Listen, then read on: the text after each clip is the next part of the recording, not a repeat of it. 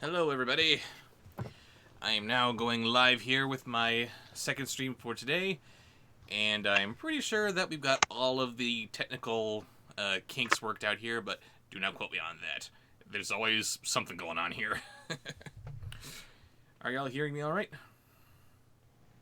I could hear you just fine before I muted you. Ah, very good. Let's see, I've got some people in the chat asking me if I'm going to be doing an anniversary special. I'm sorry, it just flew right past me. I was so preoccupied with my other reviews at the time that I just missed my own anniversary. I'm terrible. No, you didn't miss it. It's just a little delayed.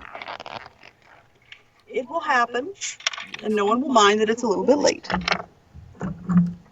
And they can hear me just fine, even though I'm looking at my phone here and I just came onto my screen here. Whoa. Look at the little tiny me. Isn't that weird? So yeah.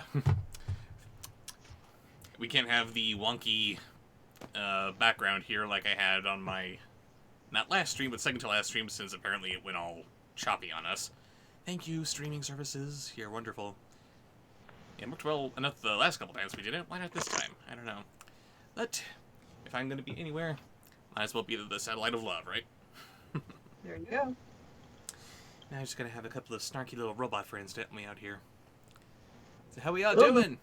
Suggestion. What? Those were both made as voice suggestions, but we didn't get to them. Because you keep reading too much in one voice. That's what you sound like. Don't mock me, sir. Unless you want to do this on your own. No, not on my own. I can't do it. I'm having a real good time. Not.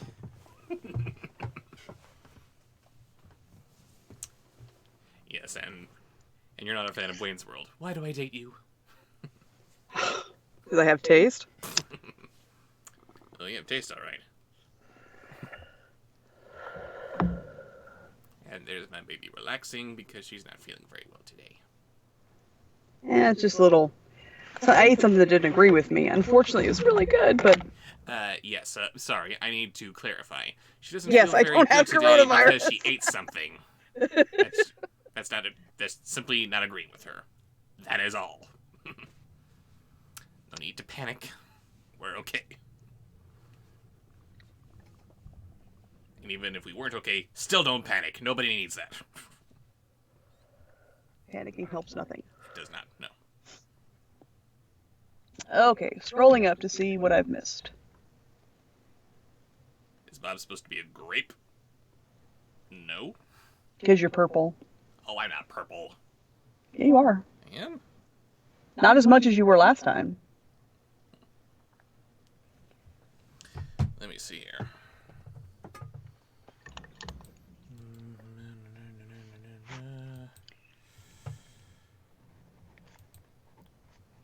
Let's see if I play around with my color correction a bit. What happens here? Oh yeah, that's friggin' purple.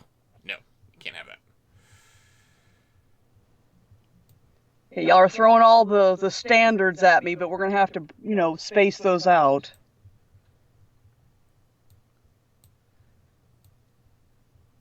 Yeah, we can't have every voice be Trump or Gottfried.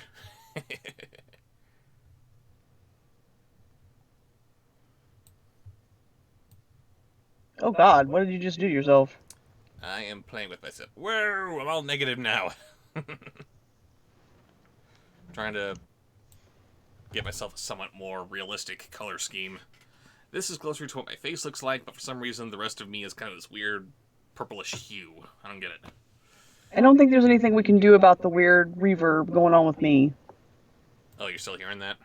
I'm not hearing it, but then I have you muted.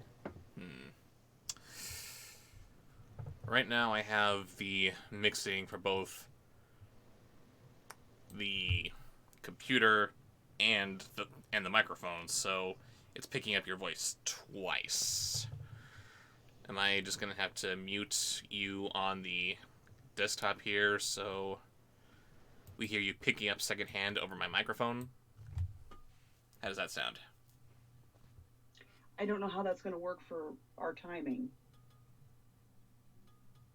I have to mute you on, because of the lag on Skype, I have to mute you on YouTube. Yeah. Yeah. But, the sound lag isn't that great. Which direction? I'm confused. Sorry. I mean, there's not that much of a lag between when you're done talking and when you hear me start talking. I don't hear myself because I'm on Skype. Because I'm hearing you over Skype, so I don't hear myself.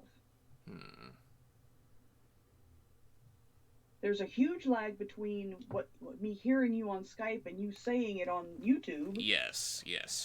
There is that. And that simply cannot be helped. But,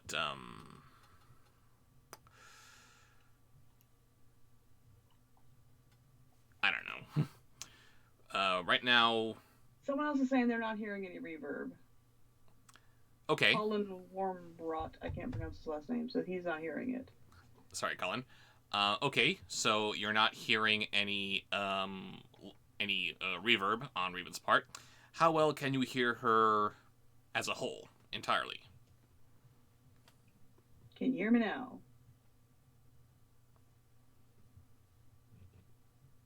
Hello. You can hear me just fine. What about Willard Roseberry, who says it's, that... I think Sarah, hang on. Is it Sarah?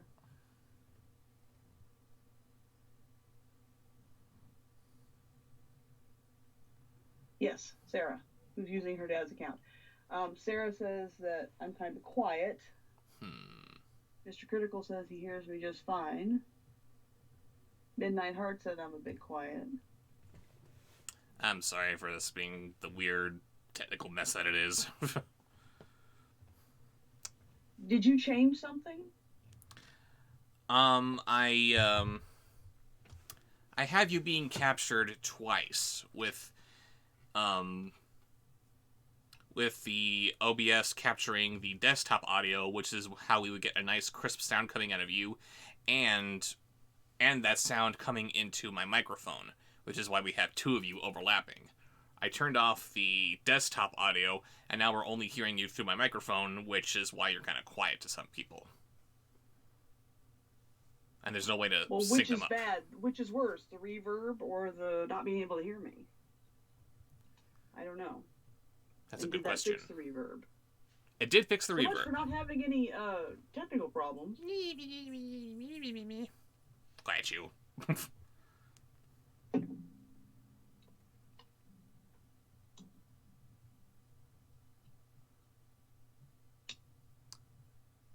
But yeah, which is better? Us, or even being kind of quiet, or the reverb thing? I don't know.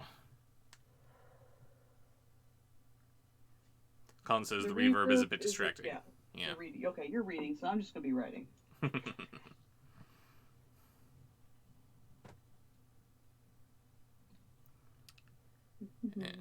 Got a few names here that I know. Got a few that I don't know.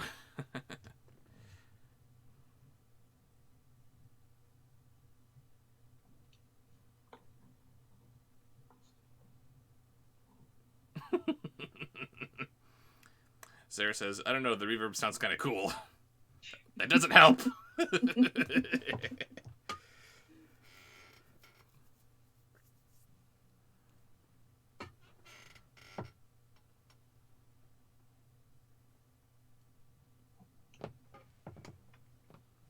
to make it reach far behind me. Who's in their pajamas? Woo, pajamas!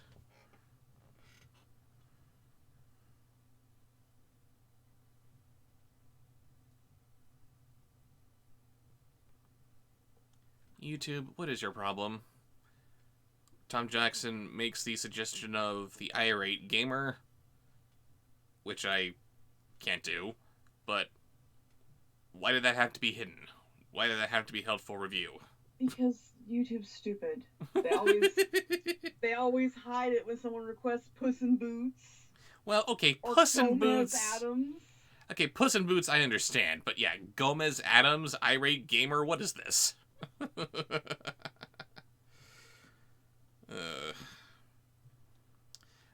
You have not missed anything, Mara Cruz.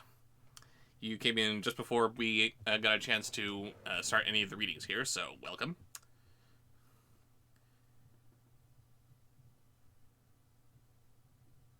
Chris Boris is a jerk. Okay. What?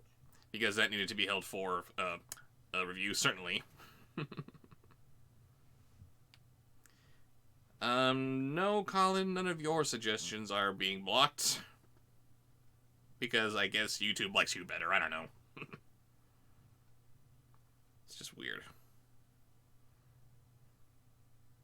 I don't know who Benoit Blanc is. Do you? I do not, I'm afraid. Sorry.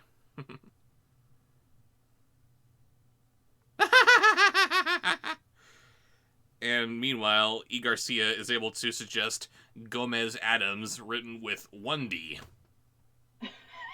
That is so weird. That's it. That is we cracked the algorithm. YouTube is just easily offended by the presence of 2Ds. Oh.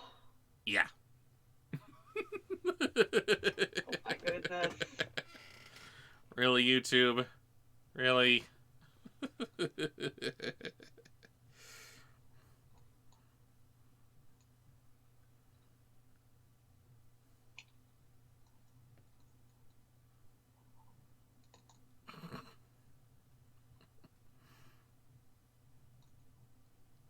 Got a lot of good ones here. Mm-hmm. I'm writing them down as quick as I can.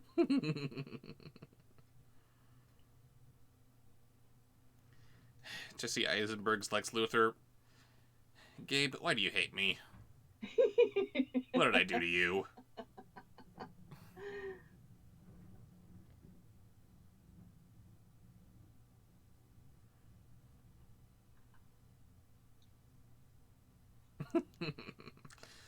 And one for you, baby.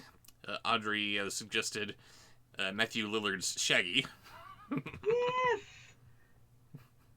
There are two Shaggies in this world. There's Casey Kasem and Matthew Lillard, and there are no others. You are not happy. Are wrong. You are not happy with the new Scooby movie. No. Not at all. I'm sorry, baby.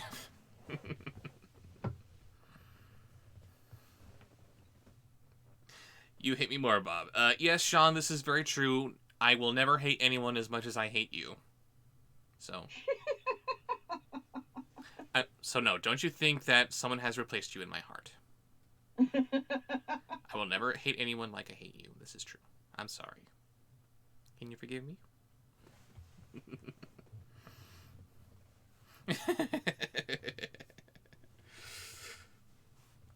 And, I do need to point out that,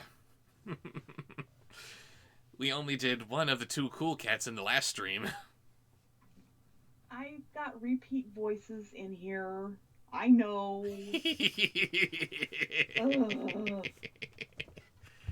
Such a beautiful day!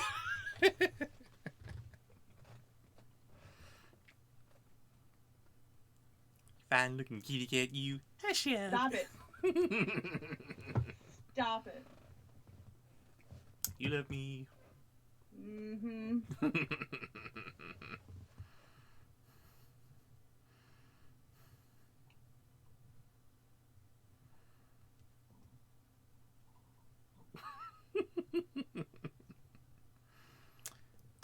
Ichabod the Optimistic Canine. I can only do my version of Ichabod the Optimistic Canine. Unless he's been brought over into an animated short that I don't know about. That'd be amazing. I'm not aware of one. I'm writing that down when I get to it. Colin asks, wait, there were two cool cats? When did that happen? I'm sorry. I will get to your question, Colin, in a minute. I just have to point out how Matt suggested Dick Van Dyke's Bert from Mary Poppins. Okay, YouTube, which word there did you object to?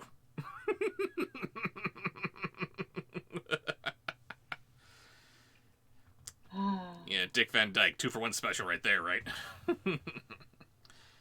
But anyway, there are 2 cool cats now. We of course have the classic Jason Johnson, who gave us Exquisite! But because he's not doing Cool Cat anymore, he quit after he realized what a colossal douche noodle Derek Savage is. Now we have Daddy Derek doing the voice of Cool Cat himself. Which I did not pick up on this at the time. This is why we hear Daddy Derek's voice in the little Cool Cat rap at the beginning of Kid's Superhero. And it's just Daddy Derek doing his own voice, but just kind of in a higher register, because that's Cool Cat right there. Oh, God, no. Okay, since you did it now, I don't have to do it. I don't have to write it down, right? That doesn't count. It should count. It doesn't count. Not fair. Baby, we have to do it for the fans. Oh, wow. Really, Mr. Critical? I'm putting it down. Oh, what? I'm going to be mad at you. Uh-oh, what do you say? What do you write down? I'm not telling you. Uh-oh.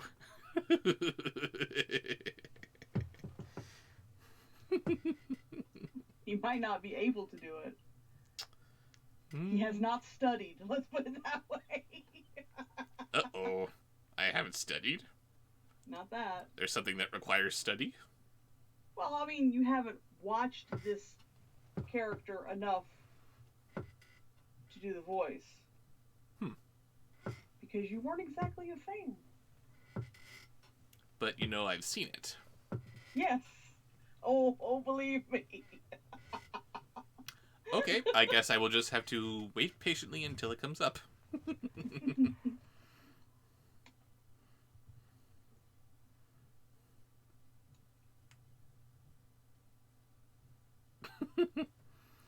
Bob, dress yourself as Gomez Adams.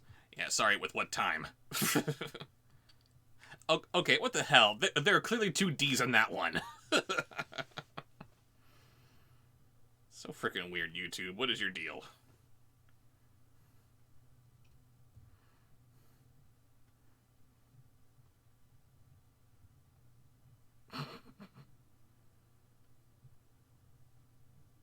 Call back for Fran Drescher.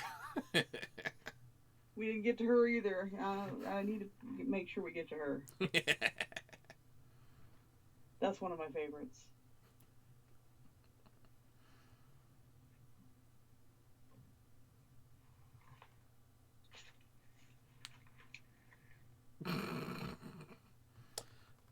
Humphrey as the court jester.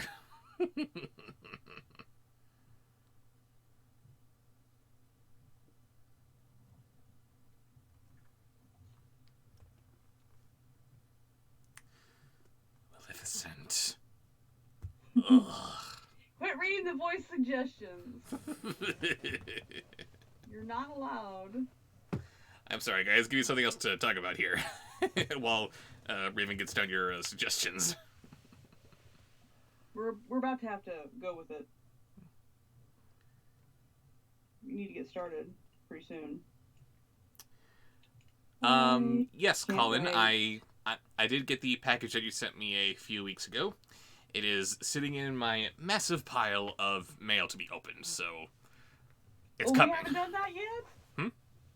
We haven't done that one yet? We haven't done this most recent package they sent, no. Guys, he opened up some stuff that was a year old. Uh-huh. He promised he would never do this again. And he did it again.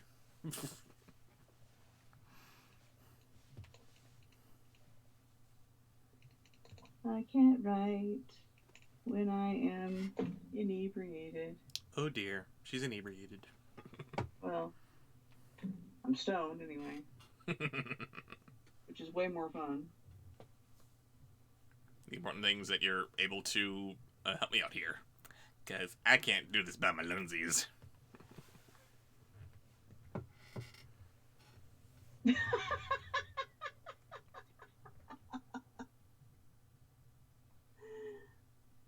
Not gonna tell me what that's about. Um, it's a lot to write, but it's worth writing. Hang on just a second.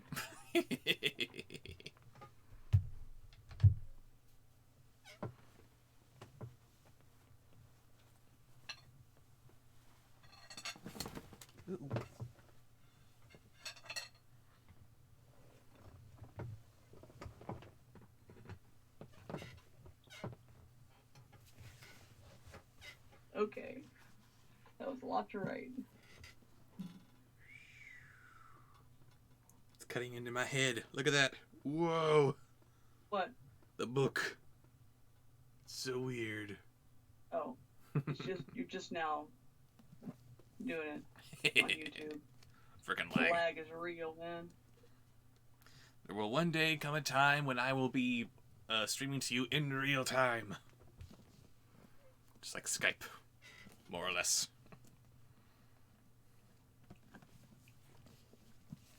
When will that time come? What's going to happen there? Hmm? What do you mean there will become a time when you're streaming? What? In real time? What are you talking about? Oh, well, where I'm just streaming, but there will be no lag because everything will be just that awesome. Oh. I thought there was a plan, like when you moved. I was gonna say I don't know. I don't think Oregon. Oh no, I'm as smooth as California's. I'm just talking about advances in technology is all. Gotcha. You know, just generically speaking. Just Red Crusader, I am a zigzag impression. Impression? She's zigzag.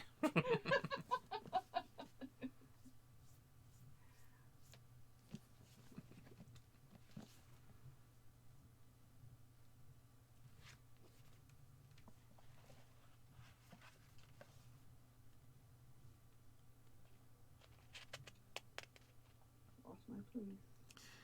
Oh dear. No, I found it now.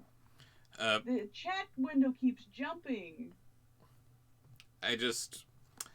No, not that. I just found a very problematic line here in the marvelous land of Oz. We all remember Mombi, the antagonist from Return to Oz, right? This is when she first meets Jack Pumpkinhead for the first time, and she says, and I quote, "Heh, ejaculated Mombi," giving a sort of grunt. Ew. What the hell does that mean?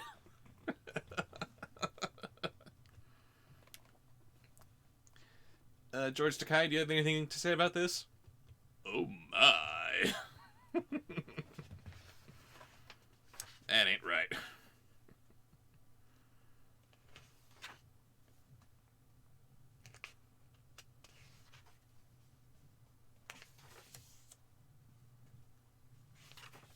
I am not going to be able to read my handwriting when this gets cold. We can do it, baby.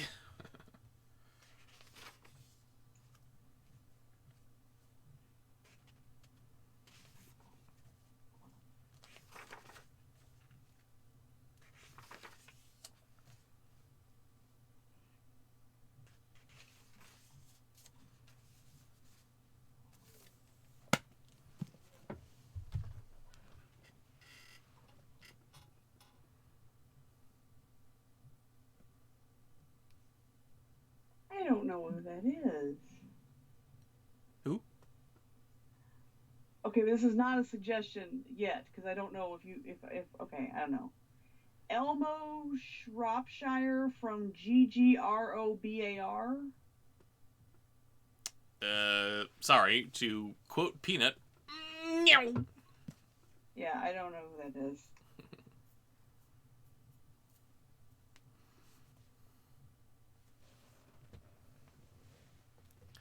Have I ever thought of doing Norm of the North sequels?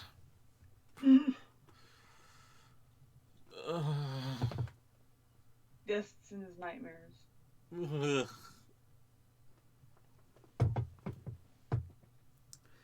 Okay, Splash, we gotta have a talk here. Alpha and Omega, I kind of get. It's got a very devoted fan base that you want to give sequels to. That's a fan base you want to exploit for just that little extra bit of scratch. Norm of the North, nobody wanted it. Nobody liked it. Everyone went into it knowing it was gonna suck. Why do you want to give that sequels? Just why? The first one was horrible. Fans demanded it. What fans? Where could this story go? It was just supposed to be a one-off joke. Hell in a handbasket? Rob Schneider is the polar bear.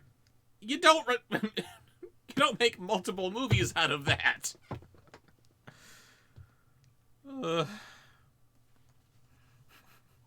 Someone who was high on glue? That's absolutely right, truly hopeless. Someone who was high on glue had to come up with the sequels for Norm of the North.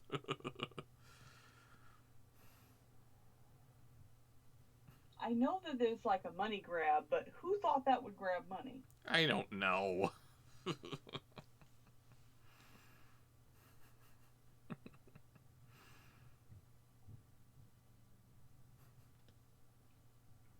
And it jumped again. Mm. I hate YouTube. Yes, well... It's realistically the only game in town, isn't it? It is.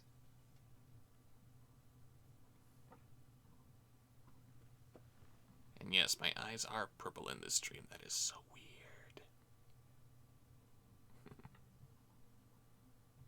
Looking at myself on my little screen here, it's like... I look like I haven't slept in days.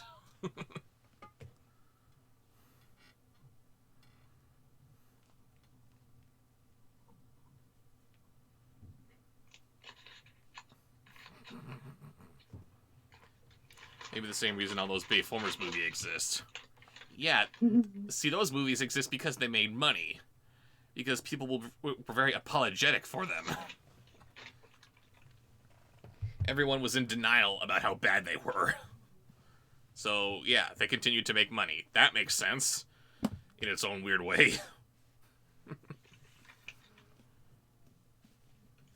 And Michael Bay, you know how to be good. Those Got Milk commercials. Those were great. You can do that again. You know, stop making Transformers horrible. But I don't really have to say that anymore, do I? Because he did stop with the last night. He's done. Jumped again. Hmm? It jumped again.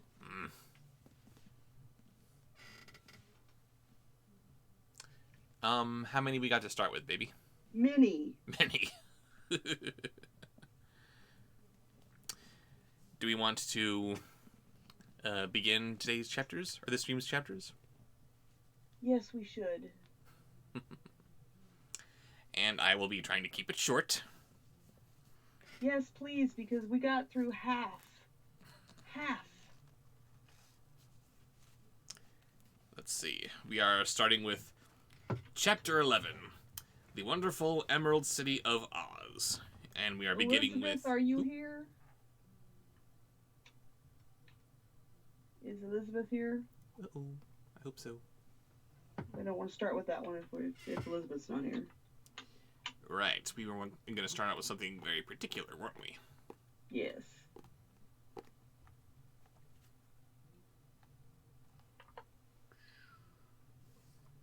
We will not start there. We will start with the next one. I forget what the next one was. Freddy the Frog.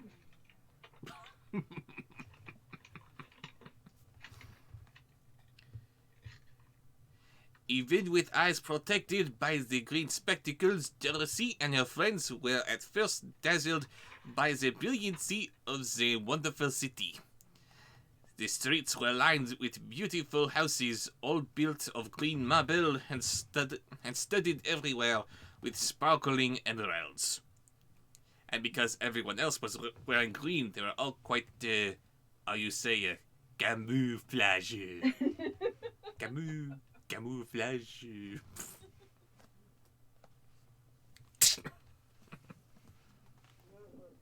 Next. Next is me. I don't know why.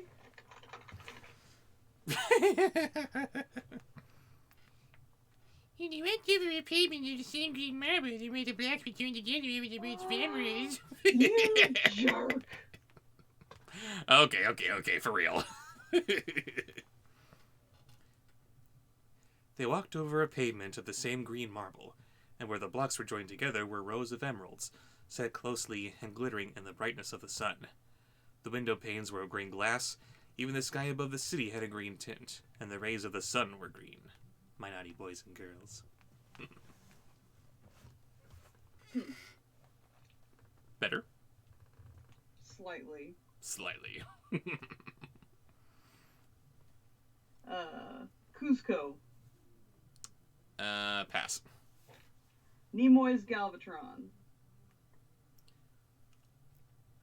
There were many people, men, women, and children, walking about, and these were all dressed in green clothes and had greenish skins. They looked at Dorothy and her strangely assorted company with wondering eyes, and the children all ran away and hid behind their mothers when they saw the lion, but no one spoke to them. Many shops stood on the street, and Dorothy saw that everything in them was green. Next.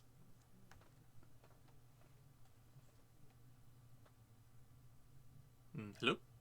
I'm sorry, the next... Sorry, crackers settle my stomach.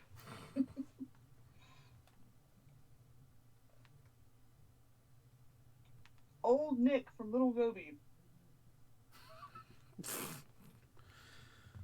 Little Goby, I hate you so much. Green candy and green popcorn were offered for sale, as well as green shoes, green hats, and green clothes of all sorts. At one place, a man was selling green lemonade, and when the children bought it, Dorothy could see that they paid for it with green pennies. There seemed to be no horses or animals of any kind. What, no horse of a different color? Lame. And the men carried things around in little green carts, which they pushed before them. Everyone seemed happy and contented and prosperous. Oh, by the way, I'm Santa Claus, not like that's important. Next. Next is Scuttle. Pass. Al Pacino. Pass. Sorry. Yukon Cornelius. The guardians of the gates led them through the streets until they came to a big building, exactly in the middle of the city, which was the Palace of Oz, the Great Wizard. There was a soldier before the door, dressed in a green uniform and wearing a long green beard. Here are the strangers," said the guardian of the gates to him, "and they demand to see the Great Oz." "Step inside," answered the soldier, "and I will carry your message to him." Who's that guy? Who am I? Next. Oscar from Shark Tale. Pass. Freakazoid. Pass. Sorry. Pepe the King Prawn. So they passed through the palace gates and were led into a big room with a green carpet and lovely green furniture sets with emeralds, okay? The soldier made them all wipe their feet upon a green mat before entering the room, and when they were all seated, he said politely, "Make yourselves comfortable while I go to the door of the throne room and tell Oz that you are here, okay?" Next. Cogsworth. They had to wait a long time before the soldier returned. When at last he came back, Dorothy said, "Have you seen Oz?" "Oh no," returned the soldier, "I have never seen him. But I spoke to him as he sat behind his screen, and he gave him your message. He said he will grant you an audience if you desire, but each one of you must enter his presence alone, and he will admit but one each day. Therefore, as you must remain in the palace for several days, I will have you shown to rooms where you may rest in the comfort of your journey." Cogsworth is taking them to their rooms. Interesting. Buck Cluck from Chicken Little. Haven't seen Chicken Little. Sorry. Pass. Flip from Little Nemo. Pass. Dr. Facilier. Well, thank you, replied the little girl. That is very kind of Oz. now the part of little Dorothy Gale is being played by Keith David. There you go.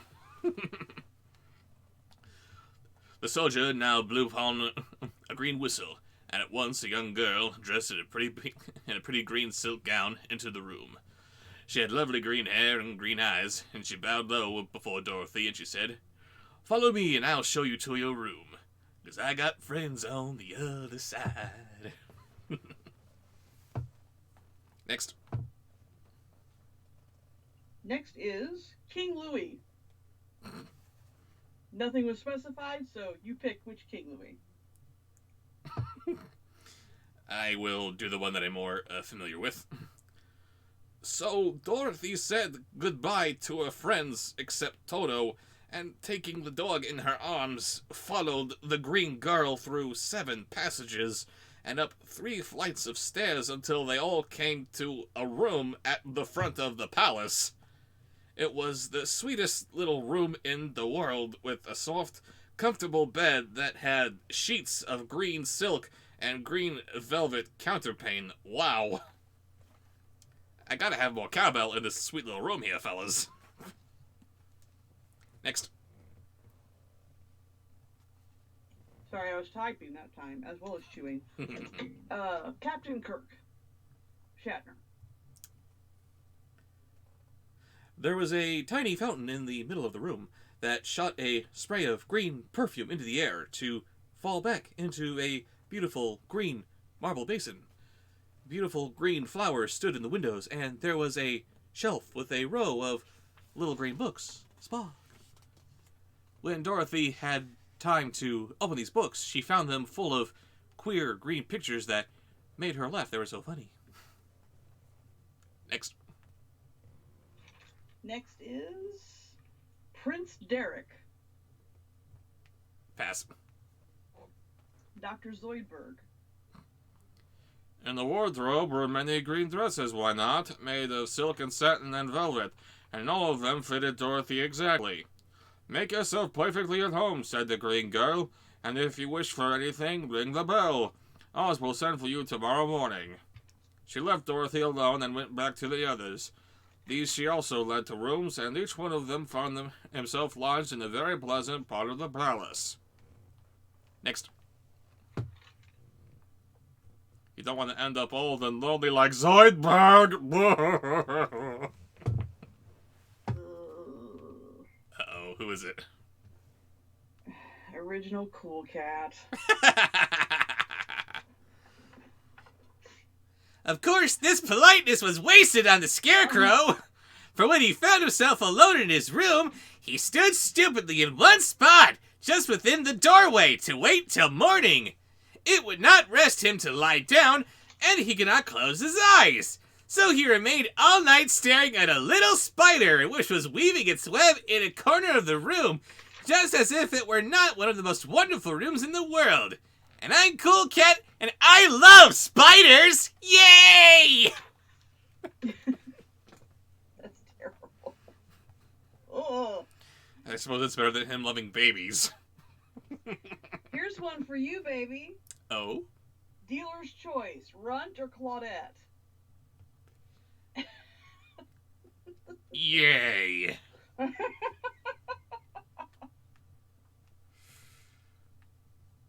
I guess I'll do Runt, I suppose. The Tin Woodman lay down on his bed from force of habit, for he remembered when he was made of flesh, but not being able to sleep, he passed the night moving his joints up and down to make sure they kept in good working order. The lion would have preferred a bed of dried leaves in the forest, but did not like being shut up in a room. But he had too much sense to let this worry him, so he sprang upon the bed and rolled himself up like a cat and burned himself asleep in a minute. I'm an Omega, that's why I'm gonna do a whole bunch of Alpha things now.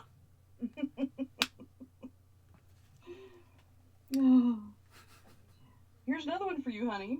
Oh? Lex Luthor, Jesse Eisenberg.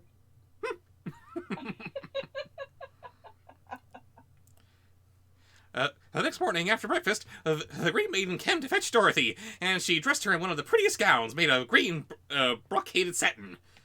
Dorothy put on a green silk apron and tied a green ribbon around Toto's neck, and they started for the throne room to see the Great Oz. Ha ha ha! Next. Ugh. Can you hear me chewing? How embarrassed are you going to be if I say yes? I want the truth. You can't handle the truth! Thank you. Yes, I can hear you chewing.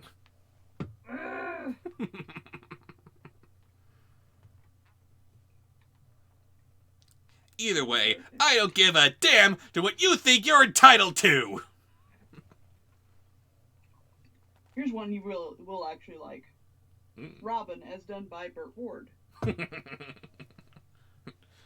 Holy callback, Batman.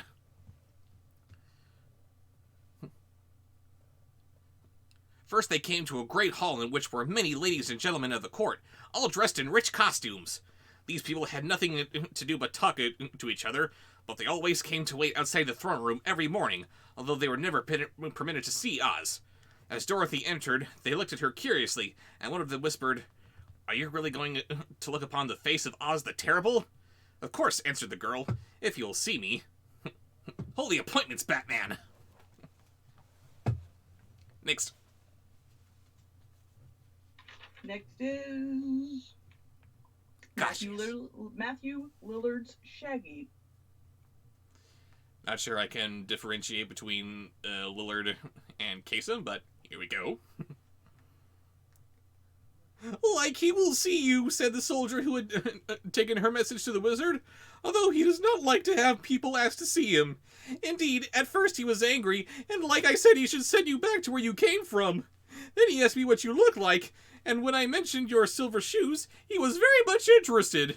At last I told him about the mark upon your forehead, and he decided he would admit you to his presence." Oh, Shaggy. Next. Yes, and if you ask him to do Scooby, that's all he can do is Scooby. And laugh. And that. Next is Blue Falcon, Gary Owens. Pass. South Park Canadian. And then a bell rang, Betty, and the green girl said to Dorothy, "Hey, that was the signal, guy. You must go into the throne room alone." She opened the little door for Dorothy and walked boldly through and found herself in a wonderful place, guy. It was a big round room with a high arched roof, and the walls and ceiling and the floor were covered with large green emeralds set closely together. In the center of the room was a great light, as bright as the sun, which made the emeralds sparkle all over in a wonderful manner, Betty. That's hard. It is. I have no idea where Parker and Stone got their Canadian voices, but thank you for doing that. Sorry, what? Oh, this was a good one chosen just for you, honey. Yes. They'd like to hear you do the Joker. Yes? Jared Leto's version. Of course.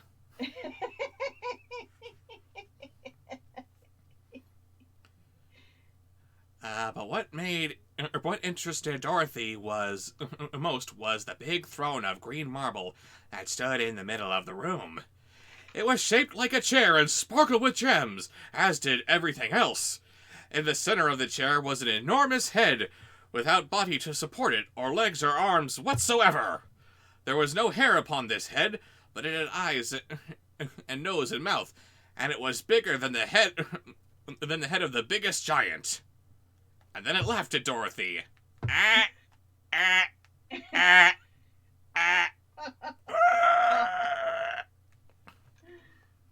let us never speak of that again. That was the one that I said you really hadn't studied. Aha, well. Nobody studied it. Nobody will study it. That was not the Joker.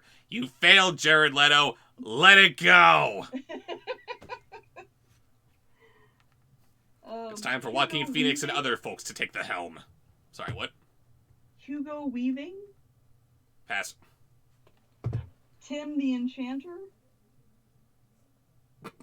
Not sure how that's different from any typical John Cleese voice, but here you go. Let's see, where was it? As Dorothy gazed upon this in wonder and fear, the eyes turned slowly and looked at her sharply and steadily. Then the mouth moved, and Dorothy heard a voice say, "There are those that call me Tim." Sorry, next. I don't understand your references. Maybe you should stop texting and pick up a book sometime. Oh, that was good. It was so good. And chow down on a grandma sandwich. I just peed. And poor Nathan Lane, he was just Brain bleach. busting up and trying his best to hide it.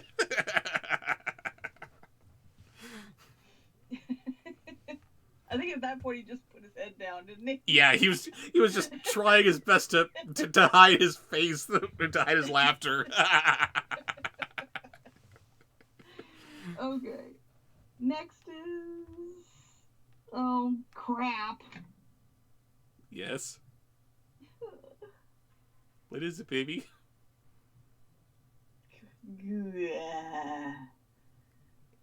Gilbert. Yeah.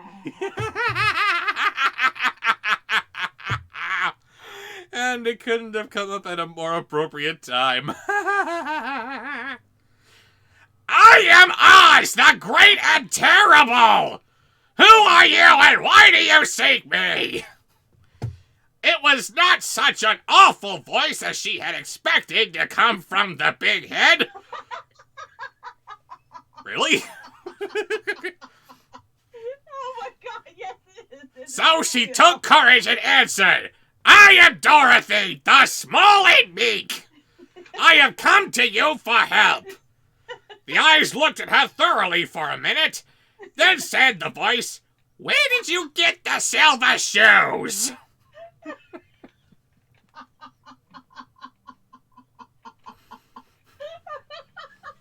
And pee.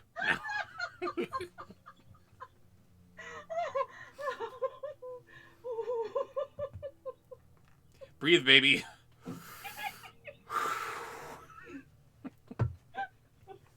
Oh, okay. I ain't even mad. It's too good, right? Reading. Perfect timing.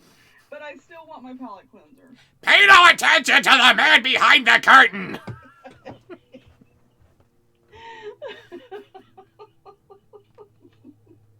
I am Dorothy the Small Meek in that voice. Yes. Oh.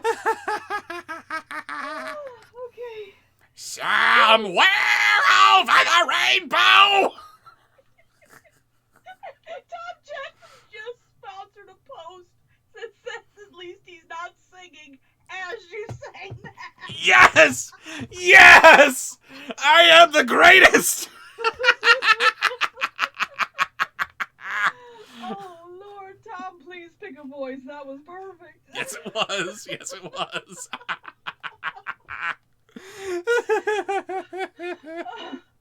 I'm not gonna make it through this one, baby. No, you're gonna die. I shouldn't have smoked. What? I shouldn't have smoked. You're funny when I don't smoke. You're hilarious when I do. Oh, thanks. I said you're funny. But I'm not hilarious. Fine. I see how it is. Okay, where are we? Pages, words. Oh, but the palate cleanser. Victor Barbosa. That'll be quite a change. Don't we want to do one from Tom Jackson first before doing that? Or just immediately after? I don't think he's answered yet. Uh-oh. He hasn't answered yet. Okay, we'll do Barbosa then for the moment.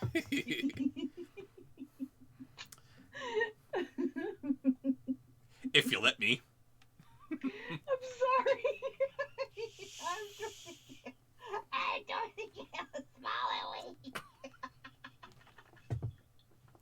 That's it. I broke her. She's done.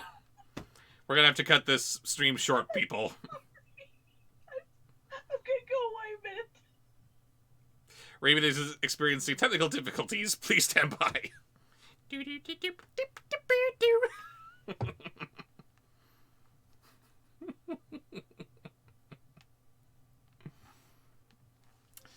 While she is dealing with her issues, I will take a quick little palate cleanser myself. I already gave you the voice.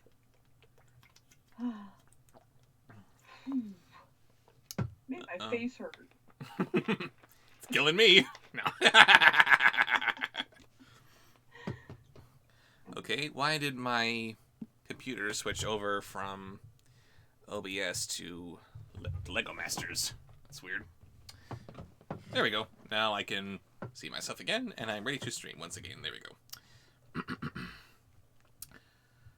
I got the silver shoes from the Wicked Witch of the East when my house fell on her and killed her, she replied. Yeah, now we have scruffy little Victor, or Captain Barbossa as Dorothy. As Dorothy Gale. Where did you get the monarch upon your forehead? Continued the voice. That is where the Good Witch of the North kissed me when she bade me goodbye and sent me to ye, said the girl. Again, the eyes looked at her sharply, and they saw that she was telling the truth. Then Oz asked, What do you wish me to do? Send me back to Kansas where my Aunt Em and Uncle Henry are, she answered earnestly. I don't like your country, although it is so beautiful, and I am sure Aunt Em will be dreadfully worried over my being away so long. Yes, Captain Barbossa just wants to go home to his Auntie Em. Yes. The next voice is Professor Farnsworth. The eyes winked 3 times, and then they turned up to the ceiling and down to the floor and rolled around so queerly that they seemed to see every part of the room. And at last they looked at Dorothy again. Why should I do this for you? Asked Oz. It's funny because there's an episode where Professor Farnsworth actually was the Wizard of Oz. Giant head and all. I am Oz, the great and forgetful. But yes, why should I do this for you? Asked Oz. Because you are strong and I'm weak, and because you are a great wizard and I'm only a helpless little girl. You are. Good grief. Okay. Next. Tom's still waiting for that voice suggestion from Tom Jackson. Yes, yes. Don't Don't want to let that tip go to waste. Oh, now it's time for Ichabod, the optimistic canine. I like Ichabod. And because Ichabod is only in print, all I can do is give him the voice that I gave him in my little review of him. But you were strong enough to kill the Wicked Witch of the East, said Oz. That just happened, returned Dorothy simply. I cannot help it, because I just got these little nubs. I can't do nothing. But aren't they cute? Little nubby nubbins dance. Aww. Okay, so Elizabeth's in the house. She has sponsored the post that she thought she sponsored last time. Give her, and she says, and try to live up to her expectations for Jareth. No pressure. Well, said the head, I will give you my answer. You have no right to expect me to send you back to Kansas unless you do something for me in return. In this country, everyone must pay for everything he gets. If you wish me to use my magic power to send you home again, you must do something for me. Help me, and I will help you. What must I do? Asked the girl. And she is asking a guy wearing that kind of pants, filling that kind of pants. Oh dear. Don't ruin Jareth. That was good. Oh, I'm not ruining it. I'm not ruining anything. I'm adding that to my list. I'm just saying. I'm just saying, that's on the list, not the bad list. That's the good list. Everything I've done for you. I move the stars for no one. Ah, You're welcome. okay. Next is Top Cat. Oh, no. It's Robot. It's Tom Jackson, I think, is sponsoring the post. Maybe if I didn't see your other answer, I apologize. So his second sponsored post is for Robot Santa from Futurama. Kill the Wicked Witch of the West, answered Oz. But I cannot, exclaimed Dorothy, greatly surprised. You killed the Witch of the East, and you wear the silver shoes, which bear a powerful charm. There is now but one Wicked Witch left in all this land, and when you can tell me she is dead, I will send you back to Kansas. But not before. The little girl began to weep.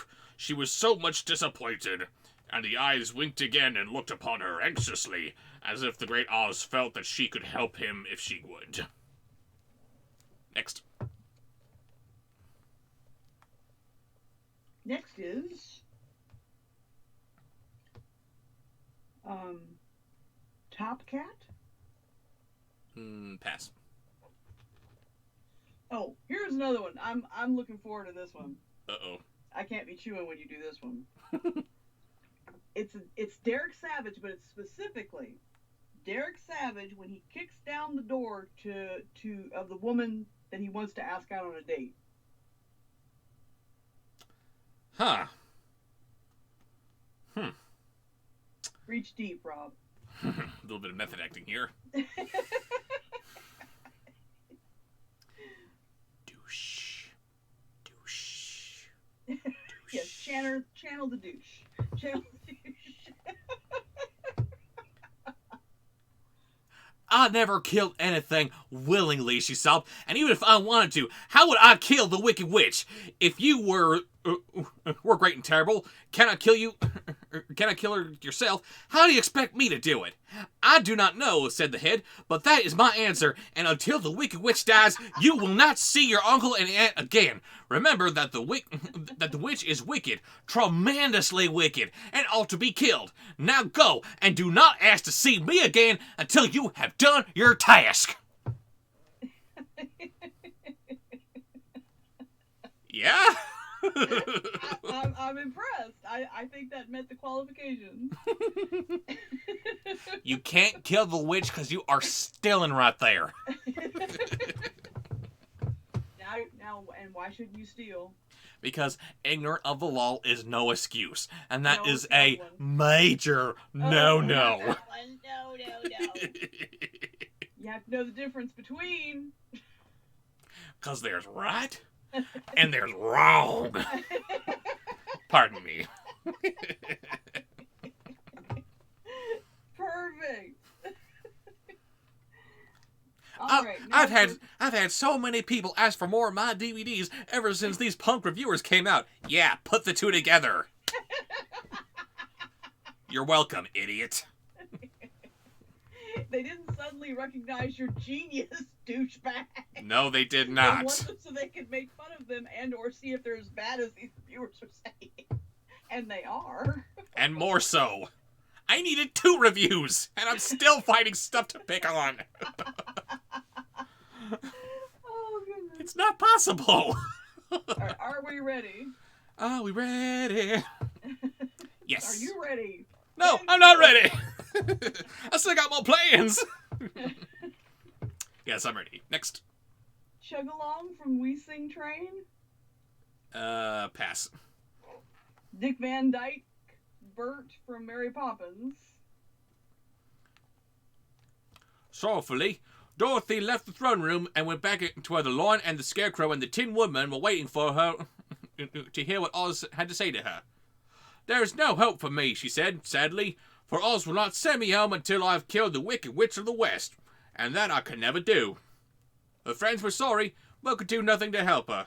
So she went to her own room and lay down on her bed and cried herself to sleep, she did. Next. That was good. Thank you. Jim Carrey's The Grinch. The next morning, the soldier with the green whiskers came to the Scarecrow and said, "Come with me, for Oz has sent for you." So the Scarecrow followed him and was admitted into the great throne room, where he saw sitting in the emerald throne a most lovely lady. She was dressed in green silk gauze and wore it upon her flowing green locks of a crown of jewels. Growing from her shoulders were wings, gorgeous in color and so light that they fluttered in the slightest breath of air reached them. Next. Nice. I really don't like him. No, I don't. Phalus. Every time. Every time. I feel so terrible. That's not his real voice. Okay. He has a woman in his life. Trust me, that's not his real voice. If that's how he talked to her in the bedroom, I assure you he would not have her for long. I assure you. Trust me, I know about this stuff. And I assure you, just by sheer matters of statistical probability, there has to be someone who's turned on by Daddy Derek. Aha! But that thought haunts your psyche! Oh, there goes the stomach again. just take another puff, baby. You'll feel better.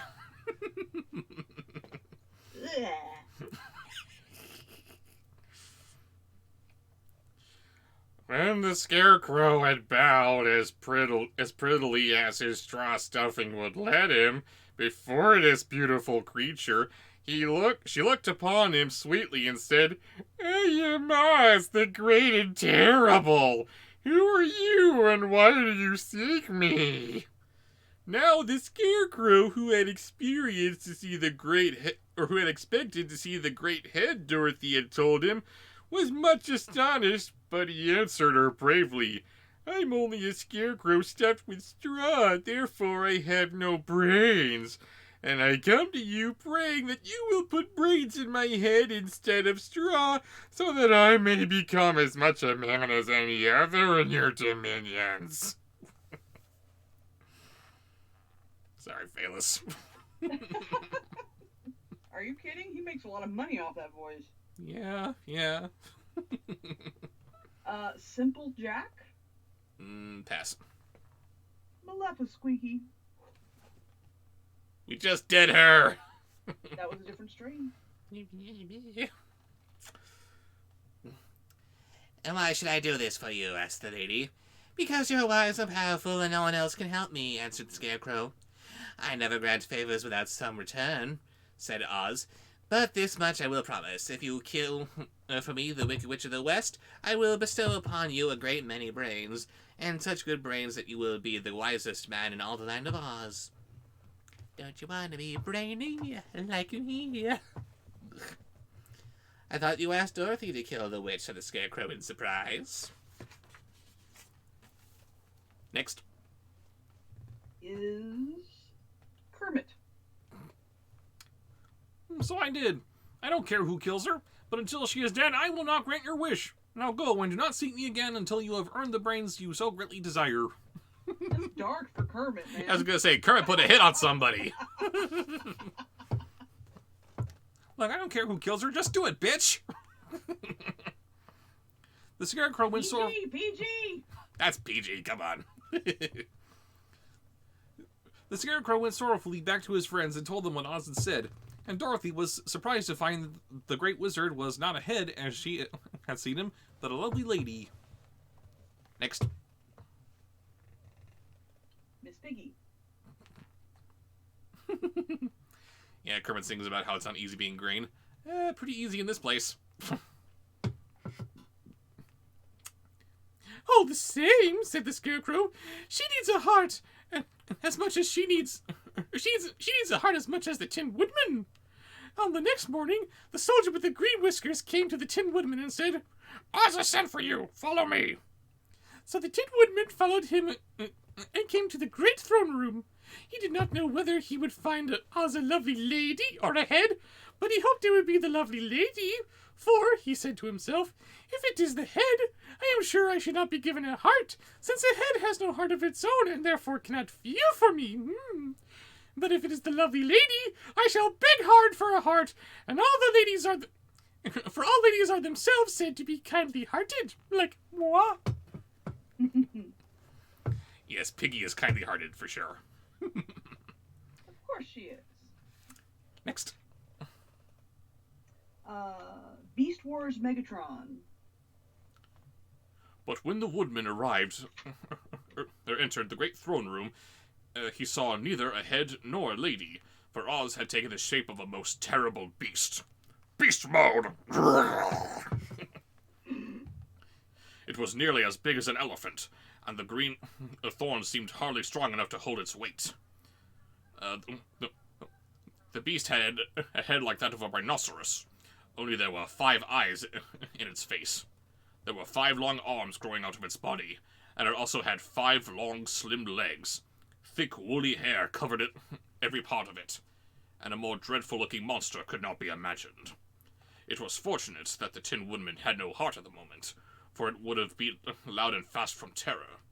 But being only tin, the Woodman was not at all afraid, although he was much disappointed. Yes. Next. Oh, I don't have to unmute. I wasn't muted. Optimus Primal. I am Oz, the great and powerful, spoke the beast, in a voice that was one great roar. Who are you, and why do you seek me? I am a woodman made of tin, therefore I have no heart, and cannot love. I pray you give me a heart that I may be as other men are. Why should I do this? Demanded the beast. He's in gorilla mode. Because I ask it, and you alone can grant my request, answered the woodman. Oz gave a low growl at this, but said gruffly, If you indeed desire a heart, you must earn it. How? Asked the woodman. How do you think? Next. Next is Dinobot. Help Dorothy to kill the Wicked Witch of the West, replied the beast. When the witch is dead, come to me, and I will then give you the biggest and kindest and most loving heart in all the land of Oz. Yes, Dinobot is so cringing at this dialogue. So the Tin Woodman was forced to return sorrowfully to his friends and tell them of the beast he had seen. They all wondered greatly at the many forms the great Oz could take upon himself. And the lion said... Next. Next is Rat Trap. If he is a beast when I go to see him, I shall roar my loudest, and so frighten him that he'll grant all I ask. Rat Trap roaring. There you go. And if he is the lovely lady, I shall pretend to spring upon her, and so compel it to do my bidding. And if he is the great head, he will be at my mercy, for I will roll his head all about the room until he promises to give us what we desire. So, be of good cheer, my friends, for all will yet be well. Okay. Next. Homer Simpson. The next morning, the soldier with the green whiskers led the lion to the great throne room and bade him enter the presence of Oz. The lion at once passed through the door, and glancing around, saw, to his surprise, that before the throne was a ball of fire, so fierce and glowing he could scarcely bear to gaze upon it. At first, his first thought was that Oz had by accident caught on fire and was burning up. But when he tried to go nearer, the heat was so intense that it singed his whiskers, and he crept back trembling to a spot nearer the door. And while we're on the subject, and here we're all cramped in our own collective homes, I have to get this out there. No TV and no beer make Homer something something. Go crazy? Don't mind if I do!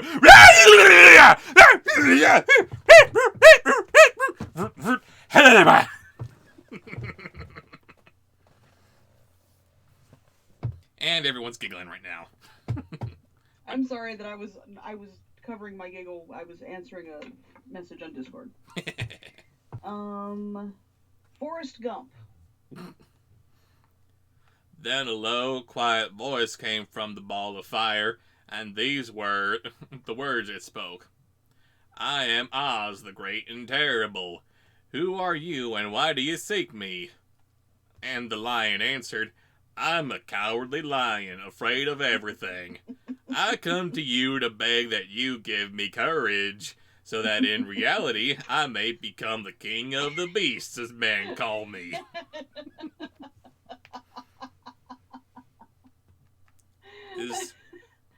Is the cowardly lion stupid or something? Stupid is as stupid does.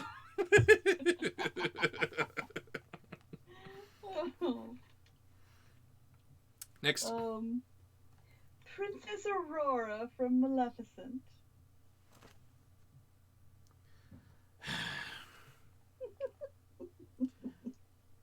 I'm sure that Elle Fanning is a fine actress. Why does she keep showing up in movies I hate?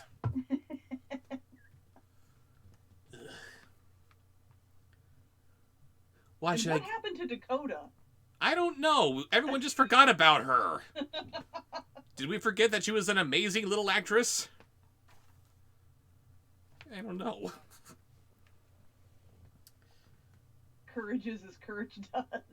Oz is like a box of chocolates.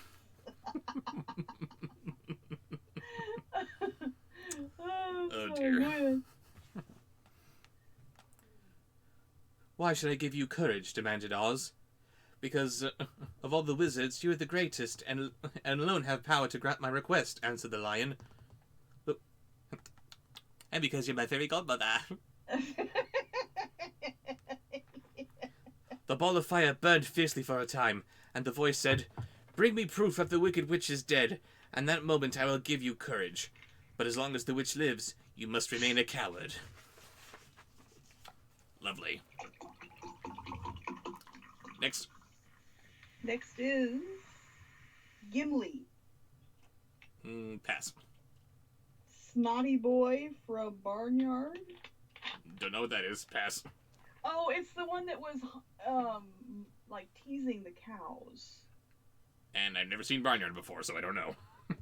You've never seen Barnyard? I've never seen Barnyard. You call yourself a movie reviewer. Oh yeah, because that's right up there with things like Titanic and Star Wars. We have another sponsored post from Elizabeth. Marcel Marceau. Oh, ha ha. Do you know who Marcel Marceau is, baby? I'm pretty sure he's a silent film actor. More accurately, he's a mime. Oh. Do it. Do it. What? Mime a sentence of the book. Oh, God. She paid to dance, monkey dance.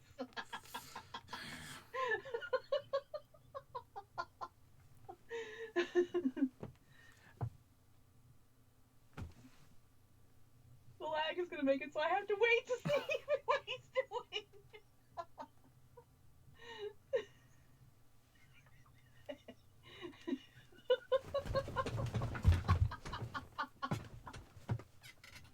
There. I mimed a sentence from the book. Okay, wait a minute. I have to let it catch up. You just ran away. The lion was angry at the speech, but could not say anything in a reply, and while he stood silently gazing at the ball of fire, it became so furiously hot that he turned tail and rushed from the room. There. I couldn't say anything. Nope. That was perfect. There you go. So good. Oh, we have a request to mime the whole rest of the book. No. Oh, good. That was so good. Okay. Ray Bolger or Bolger? Is it Bolger. Bolger or Bolger? His scarecrow. I do believe it spooks. I do believe it spooks.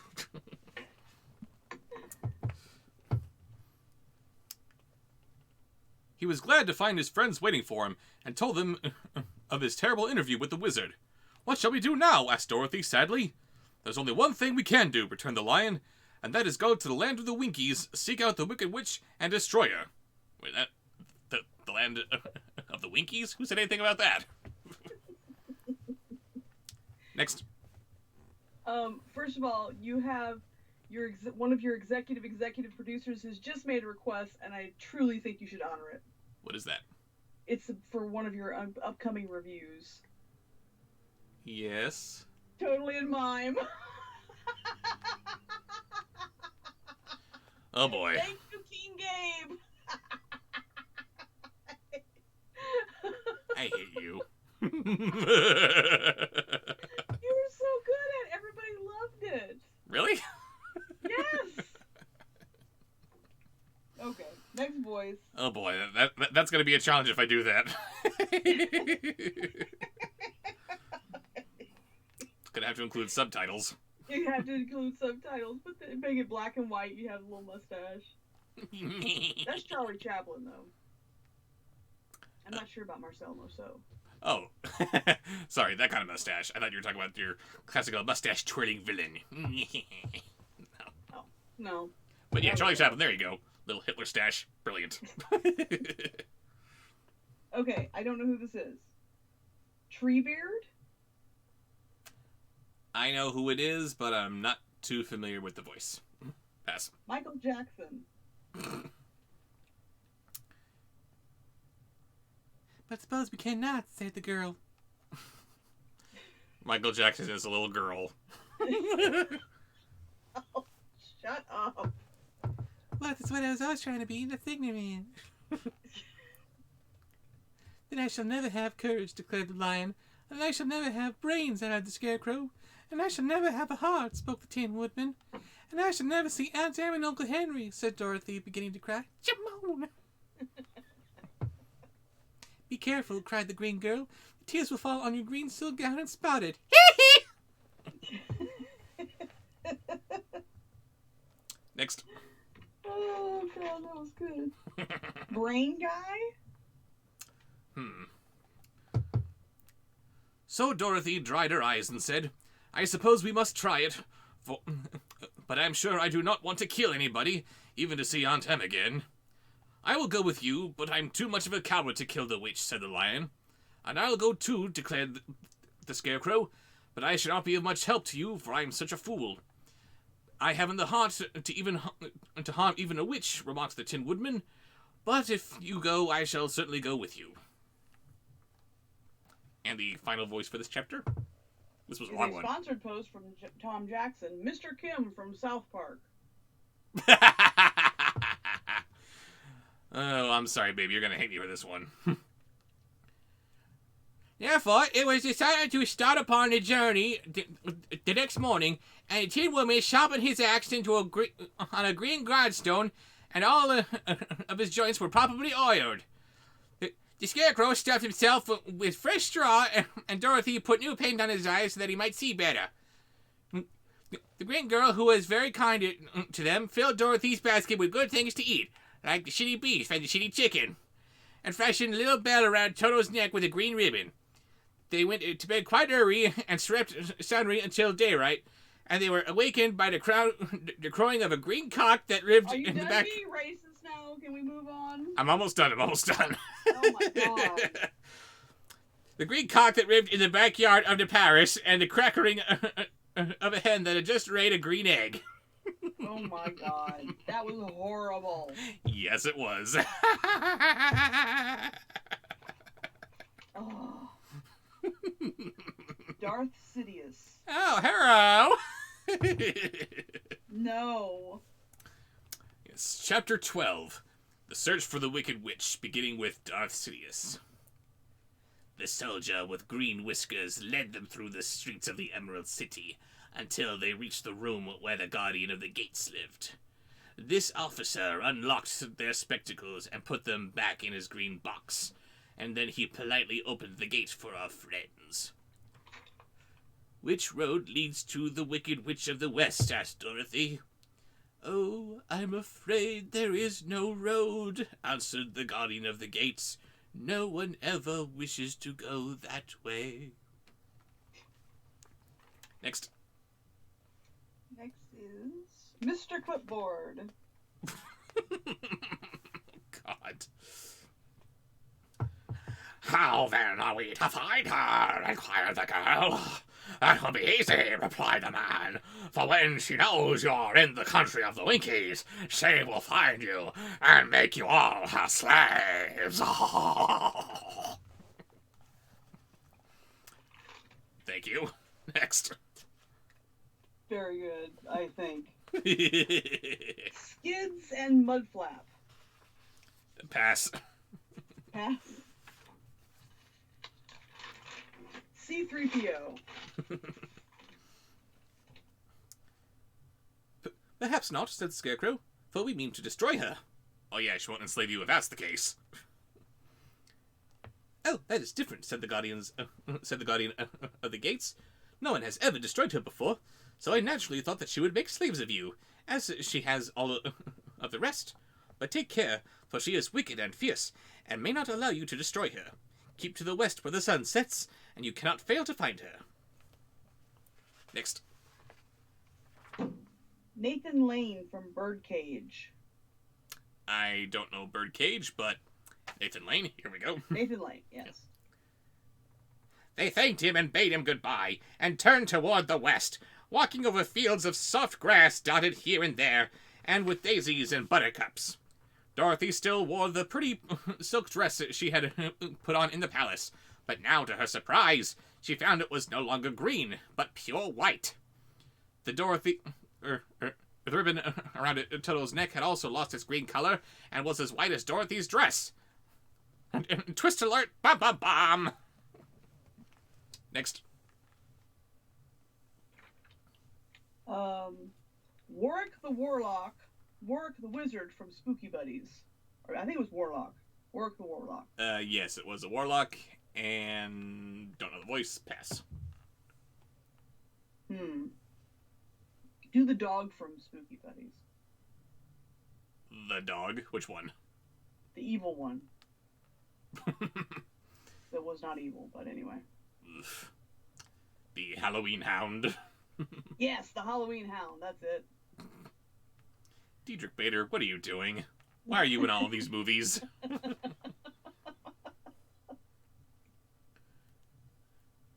The Emerald City was soon left far behind. As they advanced, the ground became rougher and hillier, for there were no farms or houses in this country of the West, and the ground was untilled. In the afternoon, the sun shone hot on their faces, and there were no trees to offer them shade. So that before night, Dorothy and Toto and the lion were tired, and lay down upon the grass and fell asleep, with the woodman and the Scarecrow keeping watch. Next. Next is Orson Welles from The Critic.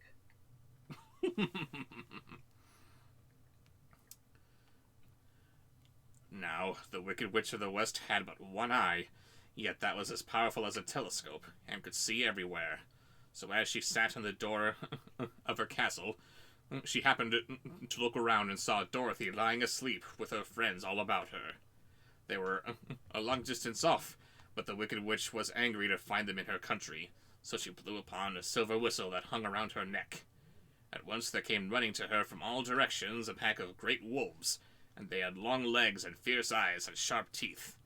"Go to those people," said the witch, "and tear them to pieces." Oh, what luck. There's a French fry stuck in my beard. We have a sponsored post from Cameron Gray, who asks for Scar from The Lion King and Gomez Adams. Scar and Gomez. Well, she said or, but be generous.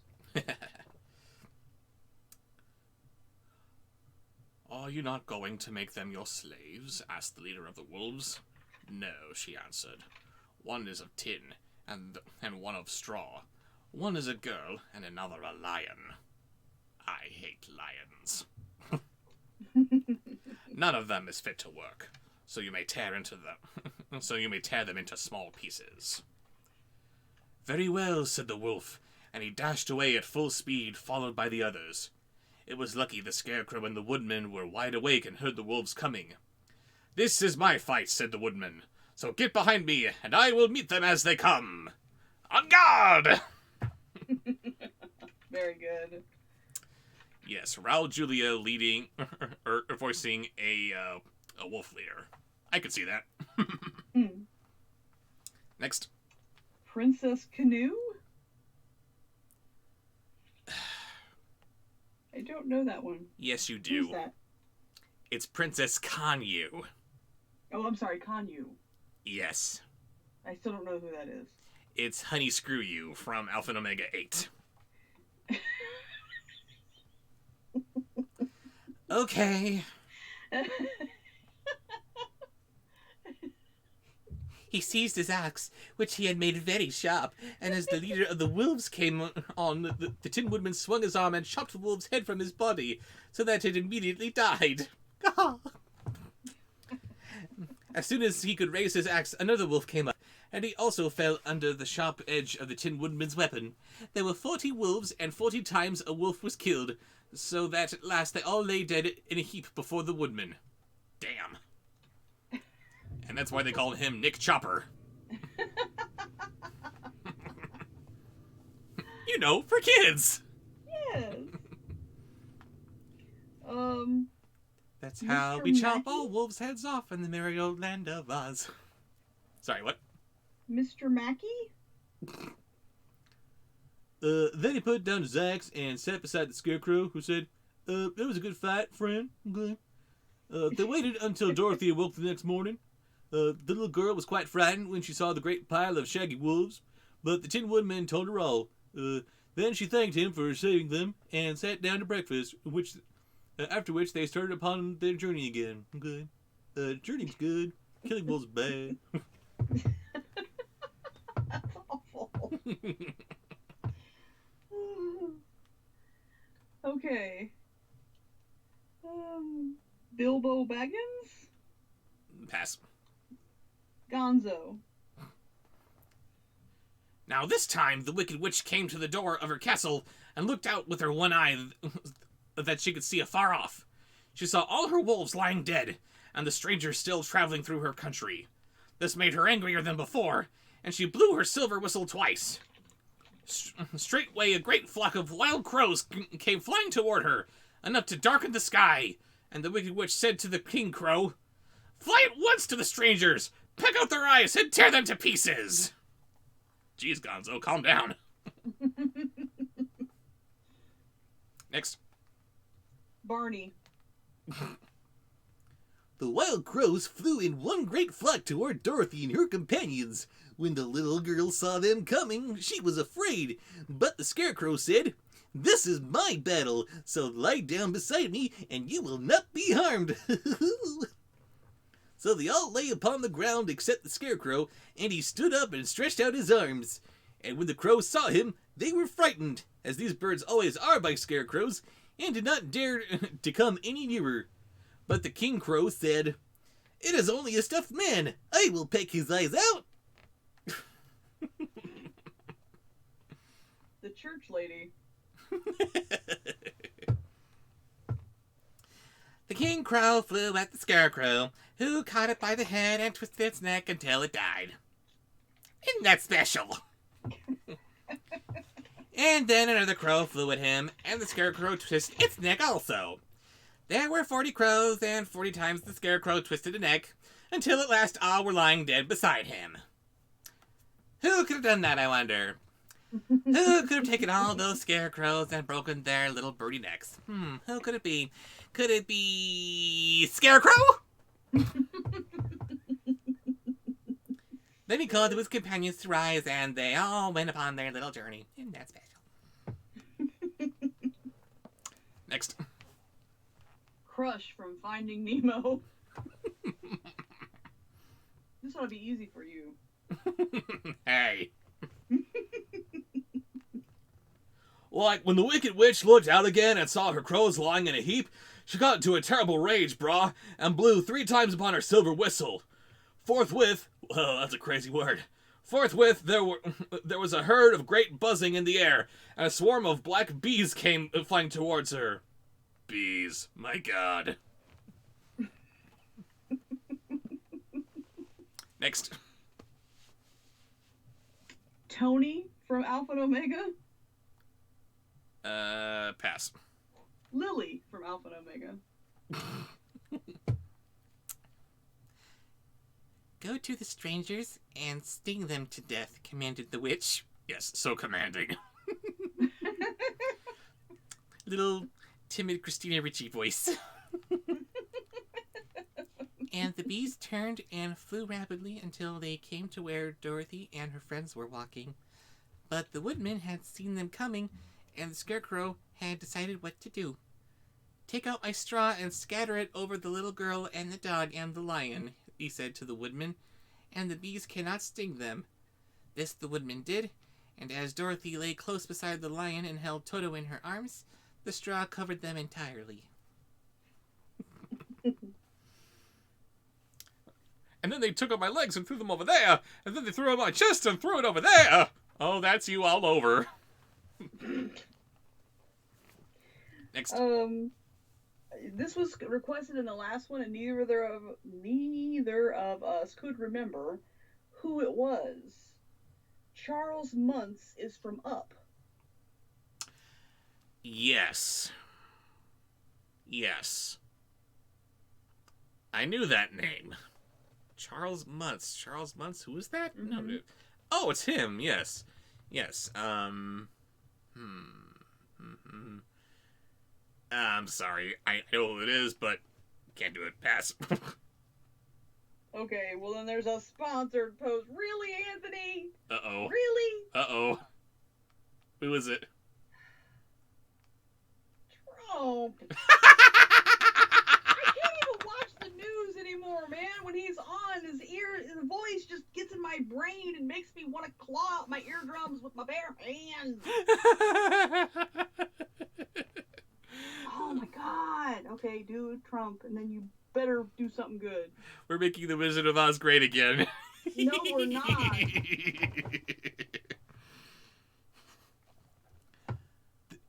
The bees came and found no one but the woodman to sting, so they all flew at him and broke off all their stings against the tin, without hurting the woodman at all. And as bees... Oh, I feel dirty just listening to it. I feel like I've been slimed. Oh. And as bees cannot live when their stings are broken, that was the end of all the black bees, and they lay scattered thick about the woodman like little heaps of fine coal.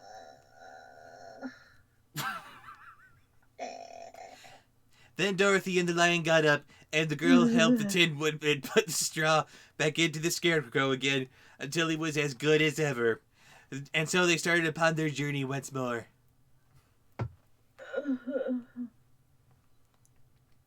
Oh, God.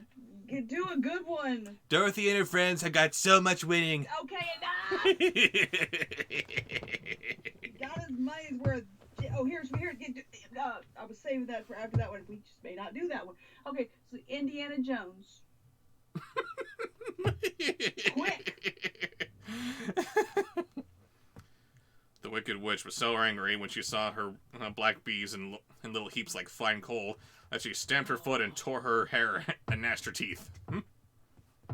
What? Nothing. I'm just letting my eardrums unclench. And then she called a dozen of her slaves, who were the Winkies, and gave them sharp spears, telling them to go to the strangers and destroy them. The Winkies were not a brave people, but they had to do as they were told. So they marched away until they came near Dorothy. Then the lion gave a great roar and sprang toward them, and the poor Winkies were so frightened that they ran back as fast as they could. And now their witch has no prize. We have another sponsored post.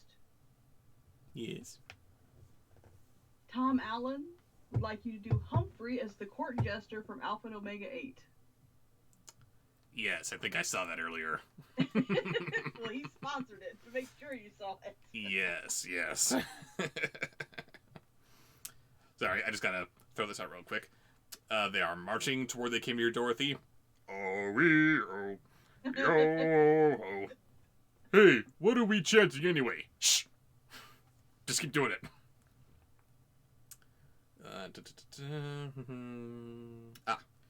When they returned to the castle, the Wicked Witch beat them well with a strap and sent them back to work, after which she sat down to think what she should do next. She could not understand how all her plans to destroy these strangers had failed. But she was a powerful witch, as well as a wicked one, and soon she made up her mind how to act. Yes! Oh my god. That was bad. Yes, it was. It's for you, baby. Yes. Arthur Fleck, Joker. Now, I would like to iterate. Oh my god. You're going to bring this up every time you do this voice. Yes, I am. Just like how you're going to bring back every other time. Oh, when you're going to do an unmailing video, be sure that you put on the right name for it. My stream just froze. It'll come back. Let's see. Arthur Fleck. There was in her cupboard a golden cap with a circle of diamonds and rubies running around it. This golden cap had a charm. Whoever owned it could call 3 times upon the winged monkeys who would obey.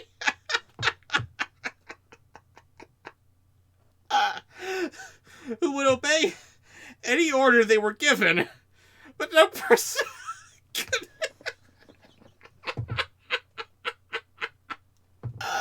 No person could command these strange creatures more than 3 times. Twice already, the Wicked Witch had used the charm on the cat.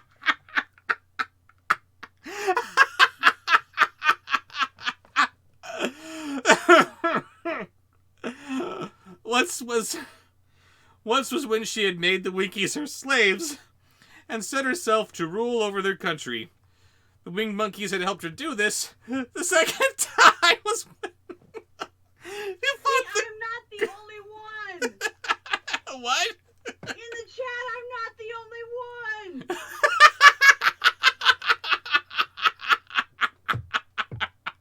Disney fans, are you okay, dude?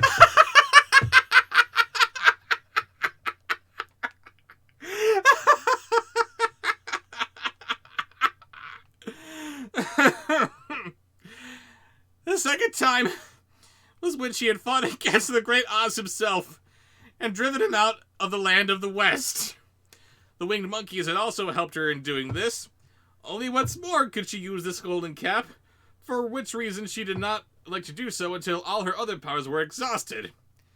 But now that her fierce wolves and her wild crows and her stinging bees were gone, and her slaves had been scared away by the cowardly lion, she saw that there was only one way left to destroy Dorothy and her friends. How about another joke, Mireille? What do you get when you cross a mentally ill loner with a society that abandons him and treats him like trash? I'll tell you what you get. You get what you effing deserve.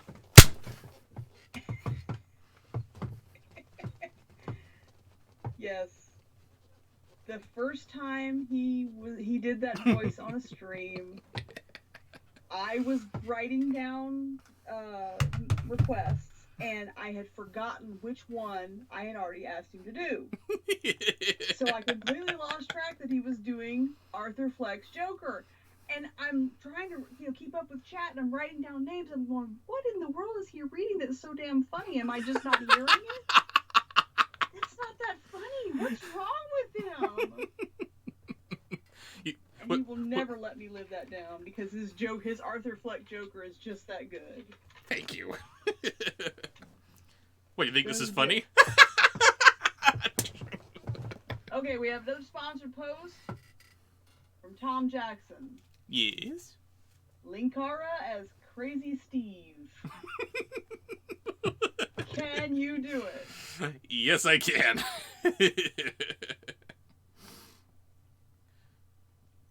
So the Wicked Witch took the golden cap from her cupboard and placed it upon her head.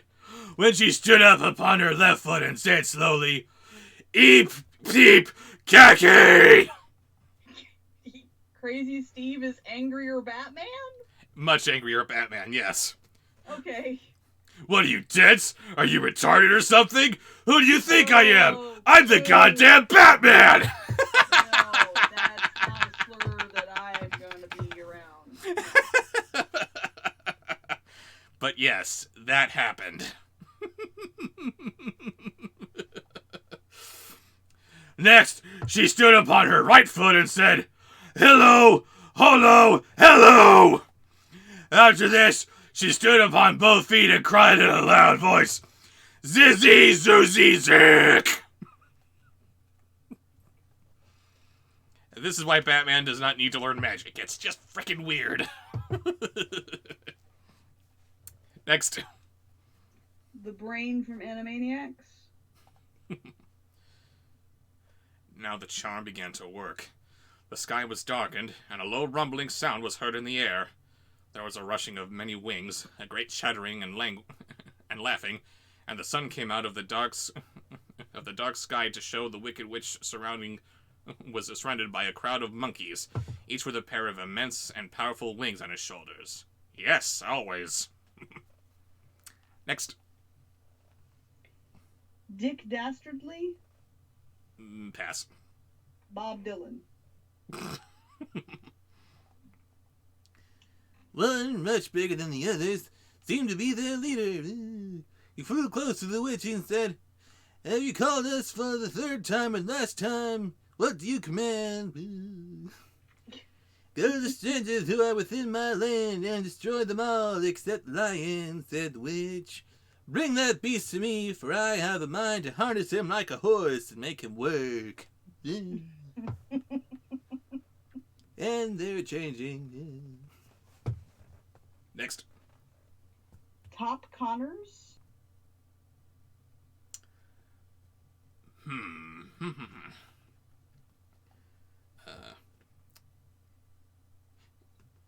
"Your command shall be obeyed," said the leader. And then, with a great deal of chattering and noise, the winged monkeys flew away to a place where Dorothy and her friends were talking. Some of the monkeys seized the Tin Woodman and carried him through the air until they were over a country thickly covered with sharp rocks. Here they dropped the poor Woodman, who fell a great distance to the rocks, where he lay so battered and dented he could neither move nor groan. This is a cute little mouse character. Wow. Yeah. Next voice, the Toy Taker. The Toy Taker.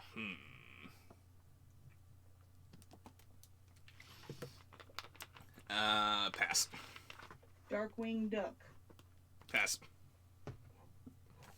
The old guys from What's Up Balloon to the Rescue. The old guys. Oh, jeez. Others of the monkeys caught the scarecrow and with their long fingers pulled all of the straw out of his clothes and head. They made his hat and boots and clothes into a small bundle and threw it onto the top branches of a tall tree. The remaining monkeys threw pieces of stout rope around the lion and bound many coils about his body and head and legs until he was unable to bite or scratch or struggle in any way.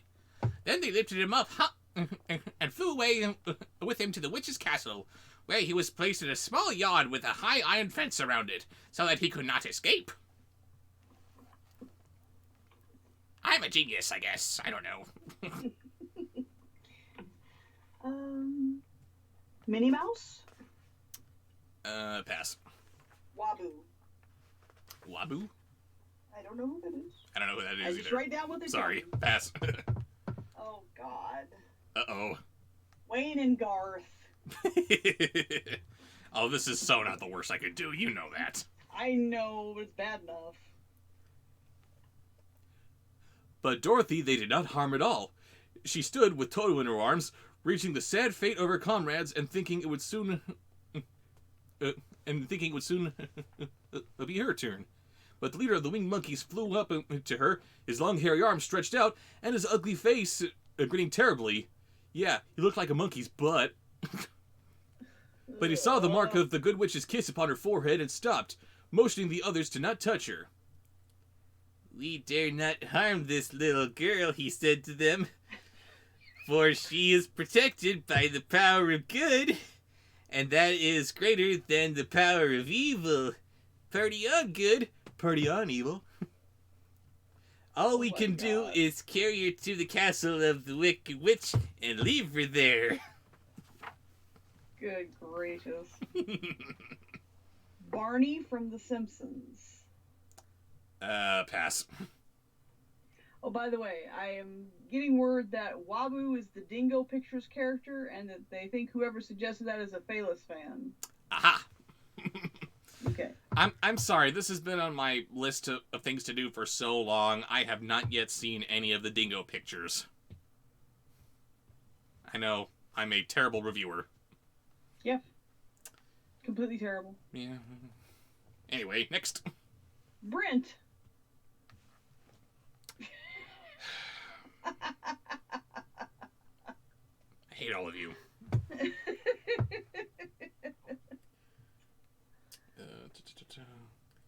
So, carefully and gently, they lifted Dorothy in their arms and carried her swiftly through the air until they came to the castle, where they set her down upon the front doorstep.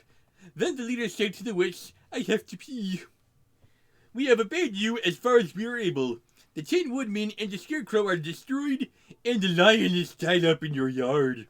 The little girl we dare not harm, nor the dog she carries in her arms. Your power over our band is now ended, and you will never see us again." Oh no, my bird phobia! Oh my god, I'm a bird! Next. Bigby Wolf. Sorry? Bigby Wolf. Don't know who that is. Pass. I don't know either. Flint Lockwood. Pass. Jiminy Cricket. Then all the winged monkeys, with much laughing and chattering and noise, flew into the air and were soon out of sight. The Wicked Witch was both surprised and worried when she saw the mark on Dorothy's forehead, for she knew well that neither the winged monkeys nor she herself dare hurt the girl in any way. She looked down at Dorothy's feet, and seeing the silver shoes, began to tremble with fear, for she knew that a powerful charm belonged to them. At first the witch was tempted to run away from Dorothy, but she happened to look into the child's eyes and saw how simple the soul behind them was, and that the little girl did not know of the power that the silver shoes gave her. Next. Eartha Kitt. One of my favorites. So the Wicked Witch laughed to herself, and then thought, "I can still make her my slave, for she does not know how to use her power." Then she said to Dorothy, harshly and severely, "Come with me, and see that you mind everything I tell you. For if you do not, I will make an end of you, as I did of the Tin Woodman and the Scarecrow." That is so good. You do such a good Eartha Kitt. I'm sorry, Ms. Kit. Okay, Jean Bob or Speed. Jean Bob or Speed. Yes, it's Jean Bob, the frog from The Swan Princess. Oh, okay. Dorothy followed her through many of the beautiful rooms in her castle, until they came to the kitchen, where the Why witch... are all frogs French?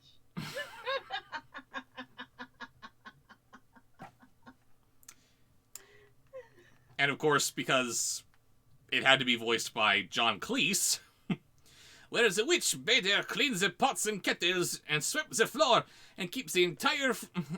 and kept the fire fed with wood. You silly English knickets! Ugh. Just probably spit all over the camera. no, it's good. And the book's okay too. Next. Next is Statler and Waldorf. Dorothy went to work meekly, her mind made up to work as hard as she could, for she was glad the Wicked Witch had decided not to kill her. With Dorothy hard at work, the witch thought that she would go into the courtyard and harness the cowardly lion like a horse. It would amuse her, she was sure, to make him draw her chariot whenever she wished to go to drive. And because I can't think of a clever punchline here. Oh! There you go. Next. Next is Bane. Classic or Nolan. That was a long time ago, and all I said was Bane, so dealer's choice. It's always more fun to do it this way. But as she opened the gates, the lion gave a loud roar and bounded at her so fiercely that the witch was afraid and ran out and shut the gates again. I cannot harness you, said the witch to the lion, speaking through the bars of the gates. I can starve you. You shall have nothing to eat until you do as I wish. It will be extremely painful for you. Oh, I wish he knew who Geralt of Rivia is from The Witcher. I wish. Sorry, haven't seen it. Whew. I need a moment. Okay. Hey. Hey. I'm sorry, he was built that way. Mm-hmm. That was the reaction he was created for. Uh-huh. Carved from marble. Okay. And what am I? Just your boyfriend. You are the man that I love. Do you?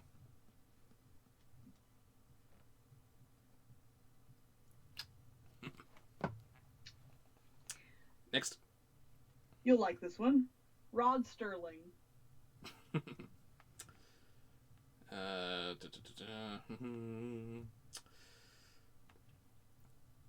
So after that, she took no food to the imprisoned lion, but every day she came at the gate at noon and asked, "Are you ready to be harnessed like a horse?" And the lion would answer, "No. If you come in this yard, I will bite you." The reason the lion did not have to do as the witch wished was that every night, while the woman was asleep, Dorothy carried him food from the cupboard, and after he had eaten, he would then lie down on his bed of straw, and Dorothy would lie beside him and put her head on his soft, shaggy mane, while they talked of their troubles and tried to plan some way of escape. But they could find no way to get out of the castle, for it was constantly guarded in the Twilight Zone. Bum, bum, bum.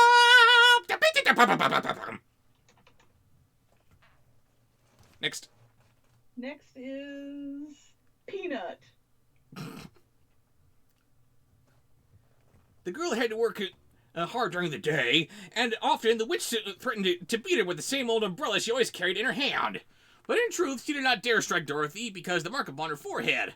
The child did not know this, as she was full of fear for herself and Toto. Once the witch struck Toto a blow with her umbrella, and the brave little dog flew at her and bit her leg in return. Wow, that little bitch! Rob! PG, that's PG. It's not PG. The witch did not bleed where she was bitten, for she was so wicked that the blood in her had dried up many years before. She kind of dried up, didn't she? Yes. Next. Walter. Dorothy's life became very sad as she grew to understand that it would be harder than ever to get back to Kansas with Aunt Em again. Sometimes she would cry bitterly for hours, but Toto was sitting at her feet and looking into her face, whining dismally to show how sorry she was for his little mistress. Toto did not really care whether he was in Kansas or the Land of Oz, so long as Dorothy was with him. But he knew the little girl was unhappy, and that made him unhappy too. Look at me. I'm happy.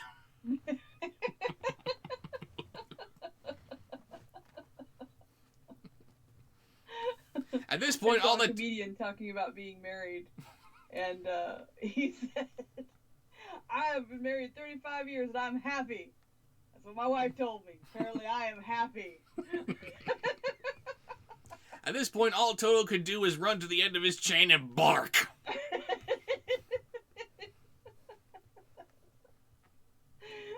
I'll tell you what I'm talking about. You see this gorgeous young lady in the front row here? This pretty young thing. Do you see her? Yes, do you see her? Yes, do you see her? Oh, well.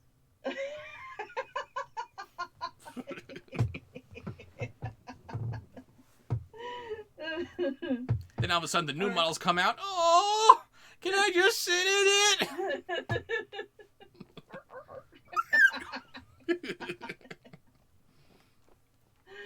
Oh. Next. Now, how about some Melvin? Now, the Wicked Witch had a great longing to have for her own the silver shoes which the girl always wore. Her bees and her crows and her wolves were lying in heaps and drying up, and she had used up all her power of the golden cap. But if she could only get a hold of the silver shoes, they would give her more power than all the other things she had lost. Then she watched Dorothy carefully to see if she ever took off her shoes, thinking she might steal them. But the child was so proud of her pretty shoes that she never took them off, except at night and when she took her bath. Da-da-da-da. And take us home with some Ahmed. The witch was too much afraid of the dark to dare to go to Dorothy's room at night to take her shoes, and her dread of water was greater than her fear of the dark. The Wicked Witch was afraid of the dark? That's embarrassing. So she never came near when Dorothy was bathing. Indeed, the old witch never touched water, nor let water touch her in any way, because it killed her! We did forget one, so now take us home again. This time with Jose Jalapeno on steak. On a steak. But the wicked creature was very cunning, and she finally thought of a trick that would give her what she wanted. She placed a bar of iron in the middle of the kitchen floor, and then by her magic arts made the iron invisible to human eyes, so that when Dorothy walked across the floor, she stumbled over the bar, not being able to see it, and fell at full length. She was not much hurt, but in her fall, one of the silver shoes came off, and before she could reach it, the witch had snatched it away and put it on her own stick.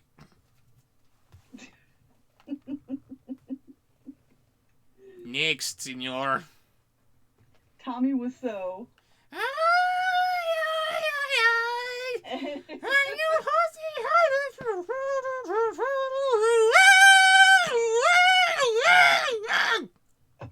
It's a good trick, senor.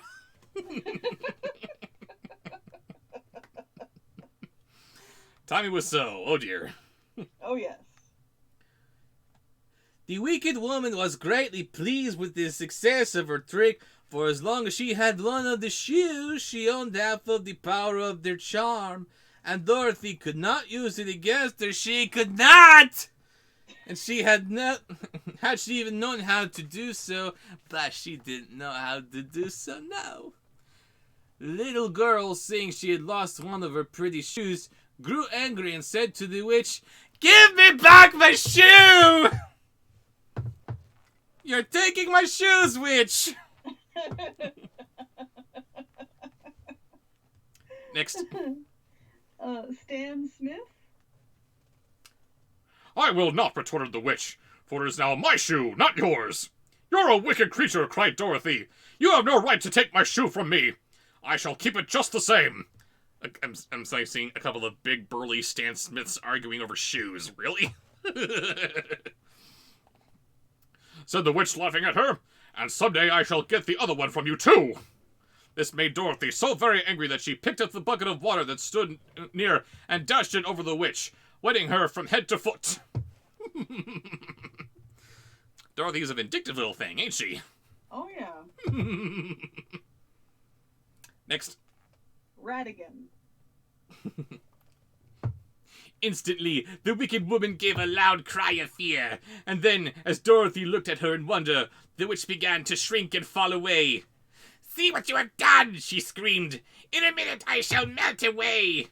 "I'm very sorry indeed," said Dorothy, who was truly frightened to see the witch actually melting away like brown sugar before her very eyes. "Didn't you know water would be the end of me?" asked the witch in a wailing, desperate voice. "Of course not," answered Dorothy. "How should I?" She's got a point. Why would she know that? Johnny 5. Well, in a few minutes, I shall be all melted, deteriorated, disintegrated, and you will have the castle to yourself. I have been wicked in my day, but I never thought that the little girl like you would be able to melt me and my wicked deeds. Look out! Here I go! Departing! Leaving! Off I go! Ah! Next. Final voice for this chapter. Blue from Blue's Clues. Oh, ha ha.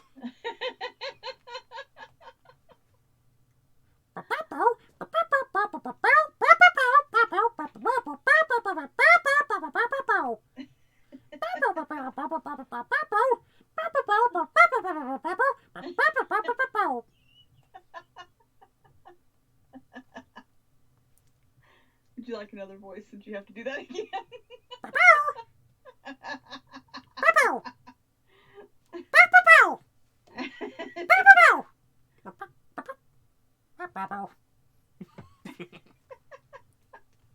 If you guys have not seen his review of Blue's Clues, you will not understand that bit, and you must go watch it because it's hilarious. Yes, you must. After the stream.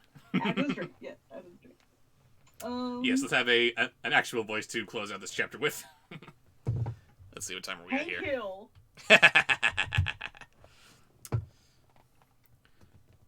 With these words, the witch fell down in a brown, melted, shapeless mass and began to spread over the clean boards of the kitchen floor. Seeing that she had really melted away to nothing, Dorothy drew another bucket of water and threw it over the mess. Whoa. She then swept it all out the door. After picking out the silver shoe, which was all that was left of the old woman, she cleaned it and dried it with a cloth and put it on her foot again. Then, being at last free to do as she chose, she ran out to the courtyard to tell the lion that the Wicked Witch of the West had come to an end, and that they were no longer prisoners in a strange land. I tell you what. Bizarro Critic just said, "Damn it, Bobby." Damn it, Bobby. Alright, that does it. Witch, I am kicking your ass.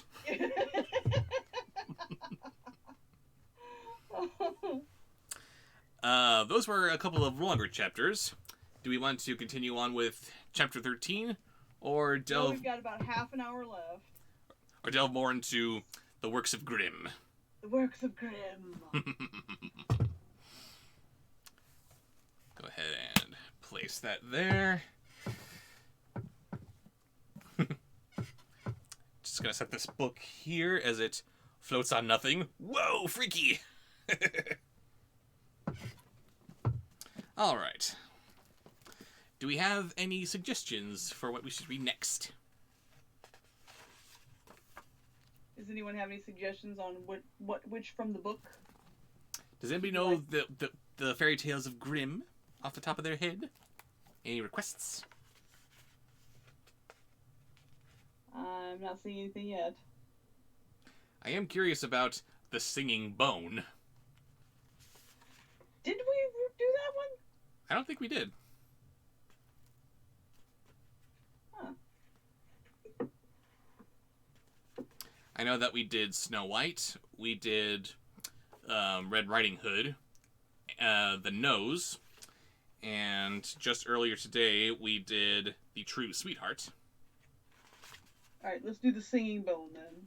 The Singing Bone. What is this? Page 57. Oh, I almost opened up right to it. And what is this being read in first? Grandpa Simpson? In a certain country, there was once great lamentation over a wild boar that laid waste in the farmer's fields, killed cattle, and ripped up people's bodies with his tusks. The king promised a large reward to anyone who would free the land from this plague, but the beast was so big and strong that no one dared to go near the forest in which it lived. And then back in those days, nickels had pictures of bumblebees on them. Give me 5 bees for a quarter, you'd say. Now where was I? Ah, yes. The point is that I had an onion tied around my belt, which was the style at the time. Next. J. Jonah Jameson. Oh, jeez. At last the king gave notice that whoever should capture or kill the wild boar should have his only daughter to wife. Now there lived in the country 2 brothers, sons of a poor man, who declared themselves willing to undertake the hazardous enterprise. The elder, who was crafty and shrewd out of pride, the younger, who was innocent and simple from a kind heart. And the king said, "Give me pictures of Spider-Man." Next. Next is Puss in Boots, Antonio Banderas. Oh, wait. We need to save that one. Ah, is that a palate cleanser? Yeah, it's a palate cleanser. So you might as well go ahead and do one of the other. Let's see. And from Pee-wee.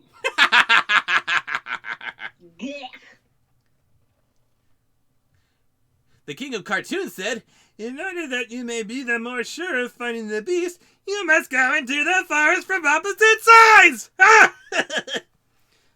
So the elder went on the west side, and the younger went on the east. When the younger had gone a short way, a little man stepped up to him. He said in his he held in his hand a short black spear and said, "I give you this spear because your heart is pure and good. And with this you can boldly attack the wild boar, and it will do you no harm." Ah!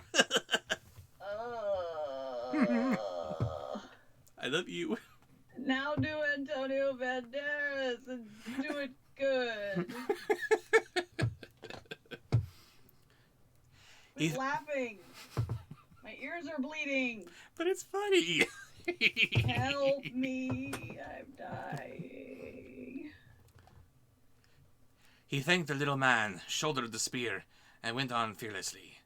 Before long, he saw the beast, which rushed at him, and he held the spear towards it, and in its blind fury it ran so swiftly against it that its heart was cloven in twain. You're welcome, my lady. Much better. Yeah. Okay. How about Julia Child? Next. Or pass. Vincent Price. Let's see. Then he took the monster on his back and went homeward with it to the king. As he came out at the other side of the wood, there stood at the entrance a house where people were making merry with wine and dancing. Its elder brother had gone in there, and thinking after all that the boar would not run away from him, was going to drink until he felt brave.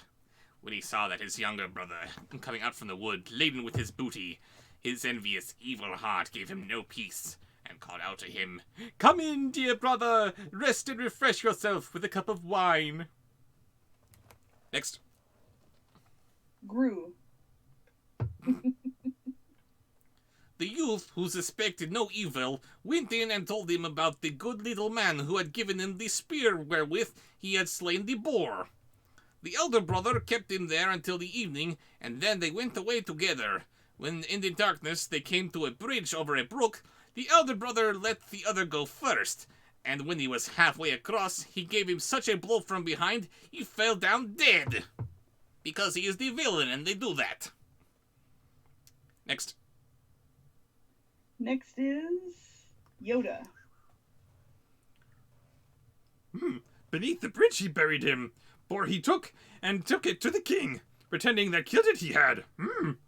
Whereupon he obtained the king's daughter in marriage.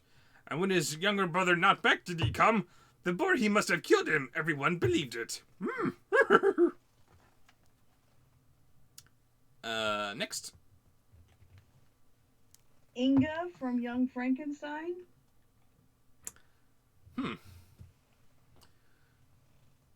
But as nothing remains hidden from God, so this black deed also has to come to light. Years afterwards, a shepherd was driving his herd across the bridge, and saw lying in the sand beneath a snow white little bone.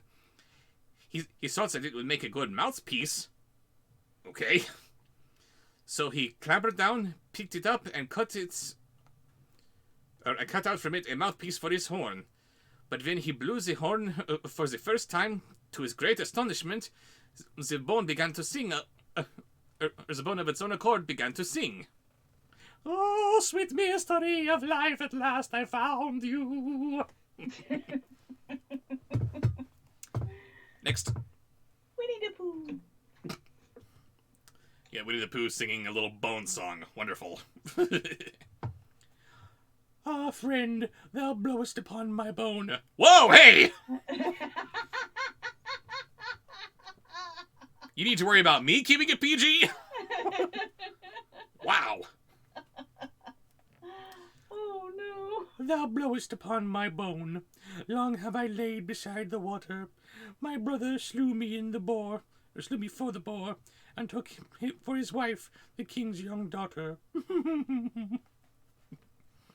Wow. Yeah.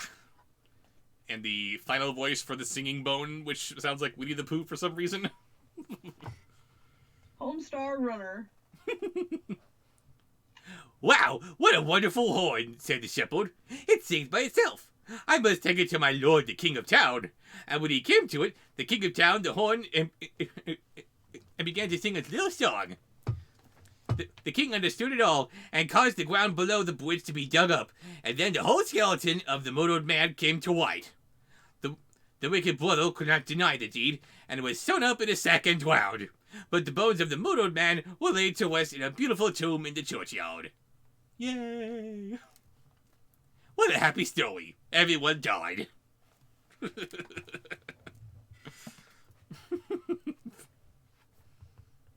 And that's the end of that story. Sorry. That's okay. Let's see.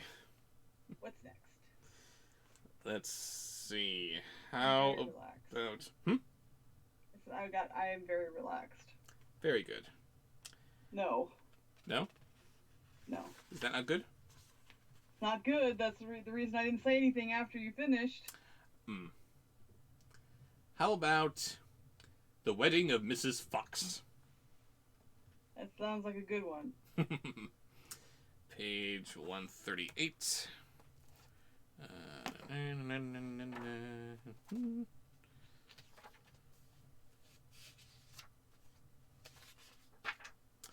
Starting with what voice? Tim Curry. There was once on a time an old fox with 9 tails. They had kitsunes in Germany? Weird. Who believed that his wife was not faithful to him and wished to try her. He stretched himself out under the bench and did not move a limb, and behaved as if he was stone dead. Mrs. Fox went up to her room, shut herself in, and her maid, Miss Cat, sat by the fire and did the cooking. Okay, who knew that foxes had such organized little homes? And that cats did their bidding. Next. Mike Matei.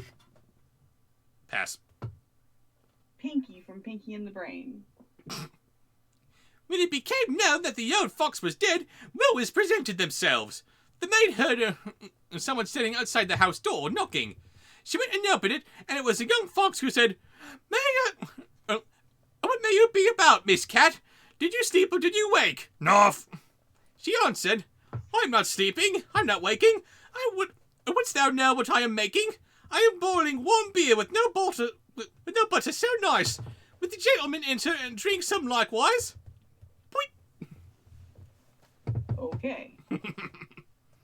Next. Lego Batman. No, thank you, miss, said the fox. What is Mrs. Fox doing? The maid replied. She sits alone and makes her moan, weeping her little eyes red, because old Mr. Fox is dead. And that's dark. All grim fairy tales have to be dark. Yes. Next. Penn Jillette. Pass. Affleck Batman.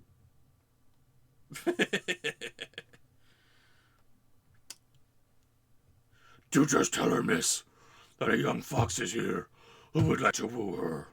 Certainly, young sir. The cat goes up to the stairs, trip-trap. The door she knocks at, tap-tap-tap. Mistress Fox, are you inside? Oh yes, my little cat, she cried. A wooer, he stands at the door out there. Tell me, what is he like, my dear? And ask him if he bleeds. He will. Next. Templeton from Charlotte's Web. Pass. You don't know Paul Lynde? I kind of know Paul Lynde. Didn't know he was in that. Yes. He played Templeton in the original Charlotte's Web animated.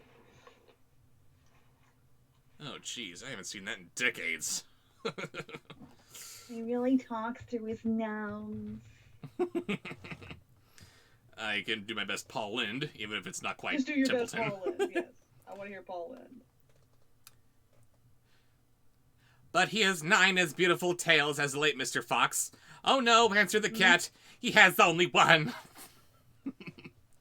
Then I will not have him. Miss Cat went downstairs and sent the wooer away. Wow, she'll only date another fox with 9 tails? Picky. Yeah. Next. Riddler, Jim Carrey. Soon afterwards, there was another knock, and another fox was at the door who wished to woo Mrs. Fox. He had 2 tails, but he did not fare better than the first. Wow, I'm voicing Jim Carrey, and we're talking about a character with 2 fox tails. We're back to Robotnik.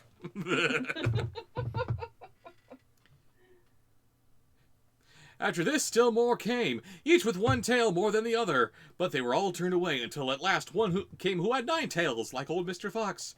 When the widow heard that, she said joyfully to the cat, "Now open the gates and doors all wide, and carry old Mr. Fox outside." Was he just inside rotting away? You. Next. Snagglepuss. Pass. Oh, I know. Mufasa. Say it again. Mufasa. Ooh.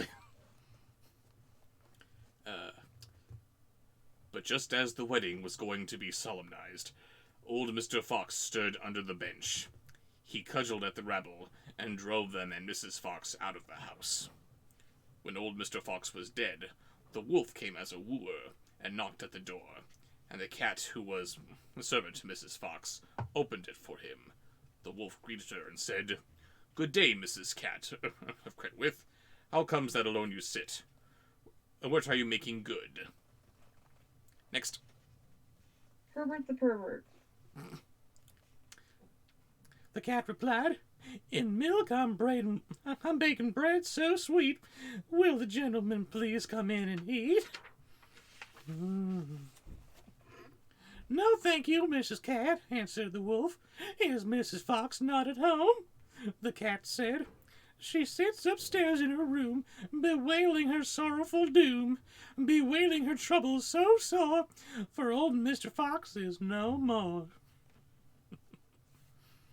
And don't forget to stretch those creamy hamstrings.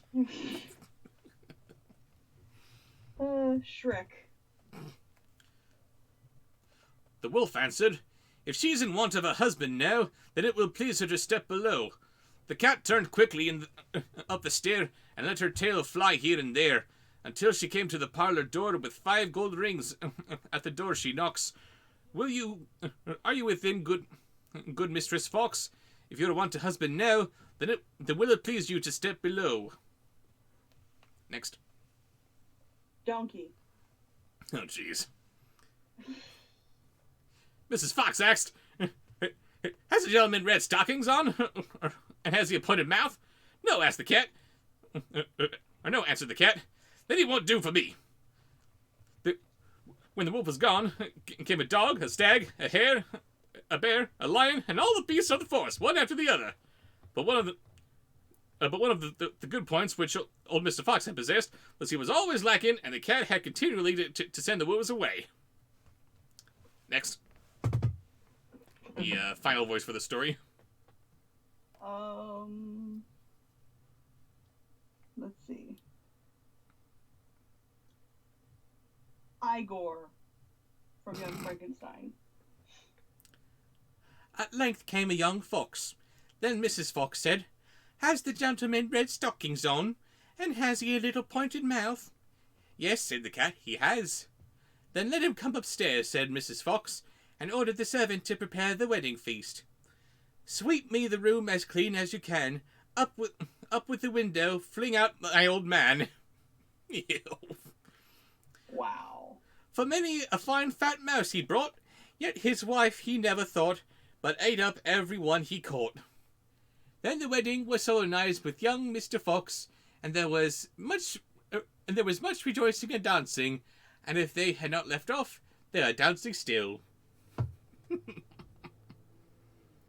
So, the fox, who was suspicious of his wife's intentions, plays dead and just wants to see how she reacts to it by seeing who she accepts as a future husband. Okay. And then I guess he just actually dies at some point. So he Something can't like that. so he can't see his wife making out with this younger model. We have a last-minute $10 sponsored post. What did you want to hear him do, Keaton? Oh my. What voice do you want? You guys find something else to read. Yes, we do.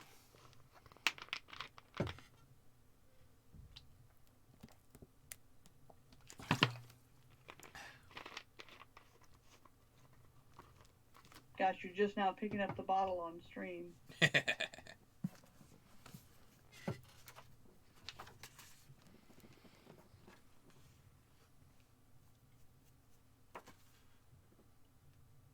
Do we have a voice from this last tip? Not yet.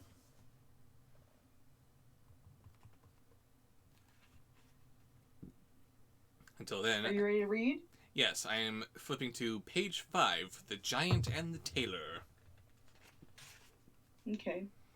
While we're waiting for an answer from Keaton, let's do Alice.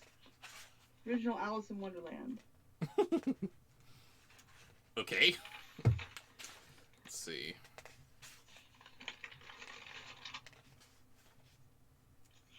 Whoa, that's a freaky little frog. Sorry. The very first page, or very first story of the book is The Frog King, which looks like a Tim Burton doodle. Weird. You'll see that in a second or two. But let's see. The Giant and the Tailor, first read by Alice.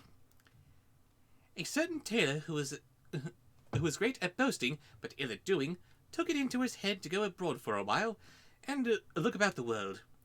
As soon as he could manage it, he left his workshop, and wandered on his way over hill and dale, sometimes hither, sometimes thither, but ever on and on.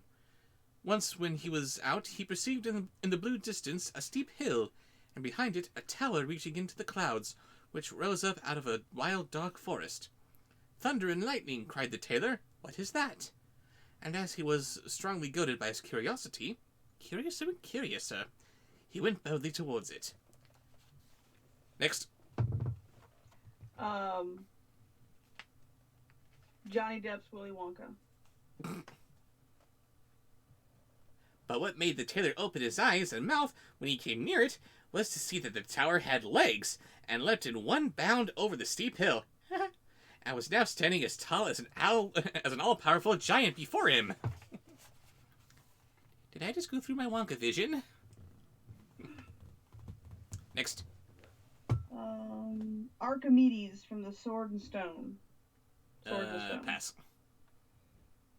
Big Bird. "What dost thou want here, thou tiny fly's leg?" cried the giant, with a voice as if it were thundering on every side. The tailor whimpered, "I just want to look about and see if I can earn a bit of bread for myself in this forest."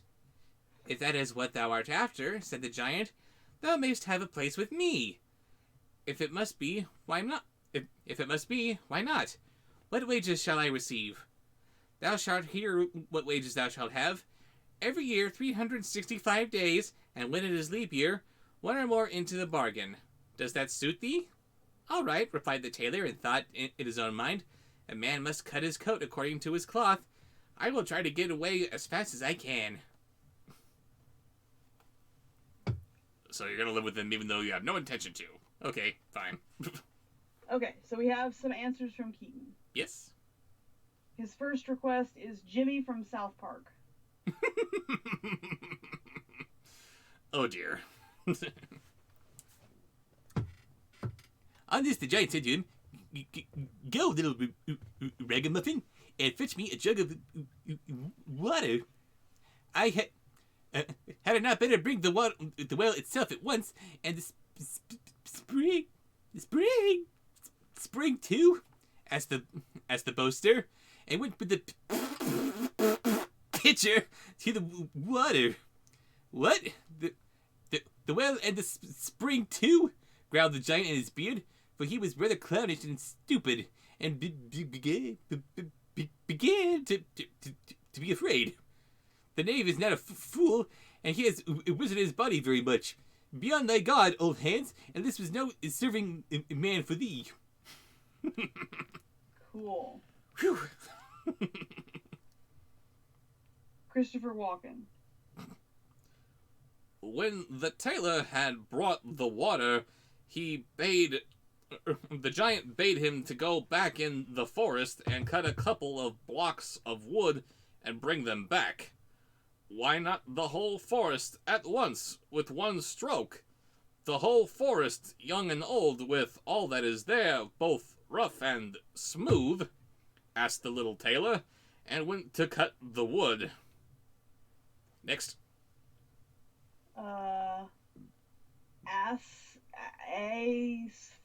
Asif or Saddam Robotnik?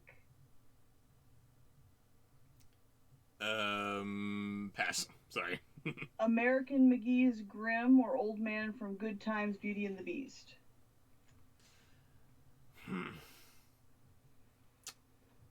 Sorry, I do not know either. Pass. Napoleon Dynamite. Give this a whirl. What? The whole forest, young and old, with all that is there, both rough and smooth, and the well and spring too? Growled the credulous giant in his beard, and was still more terrified. The name can do so much more than bake apples, and has a wizard in his body. Be on the guard, old Hans. This is no serving man for thee. God, idiot. Next. Next is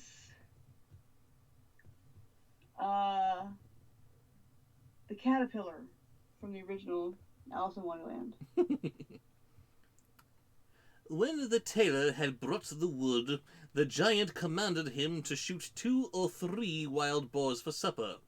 "Why not rather 1,000 at one shot, and bring them all here?" inquired the ostentatious tailor.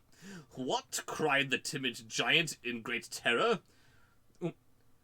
"Let well alone tonight, and lie down to rest."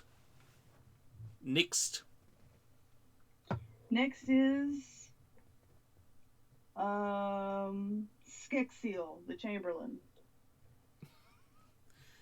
And actually, this would make for a good final voice to end on.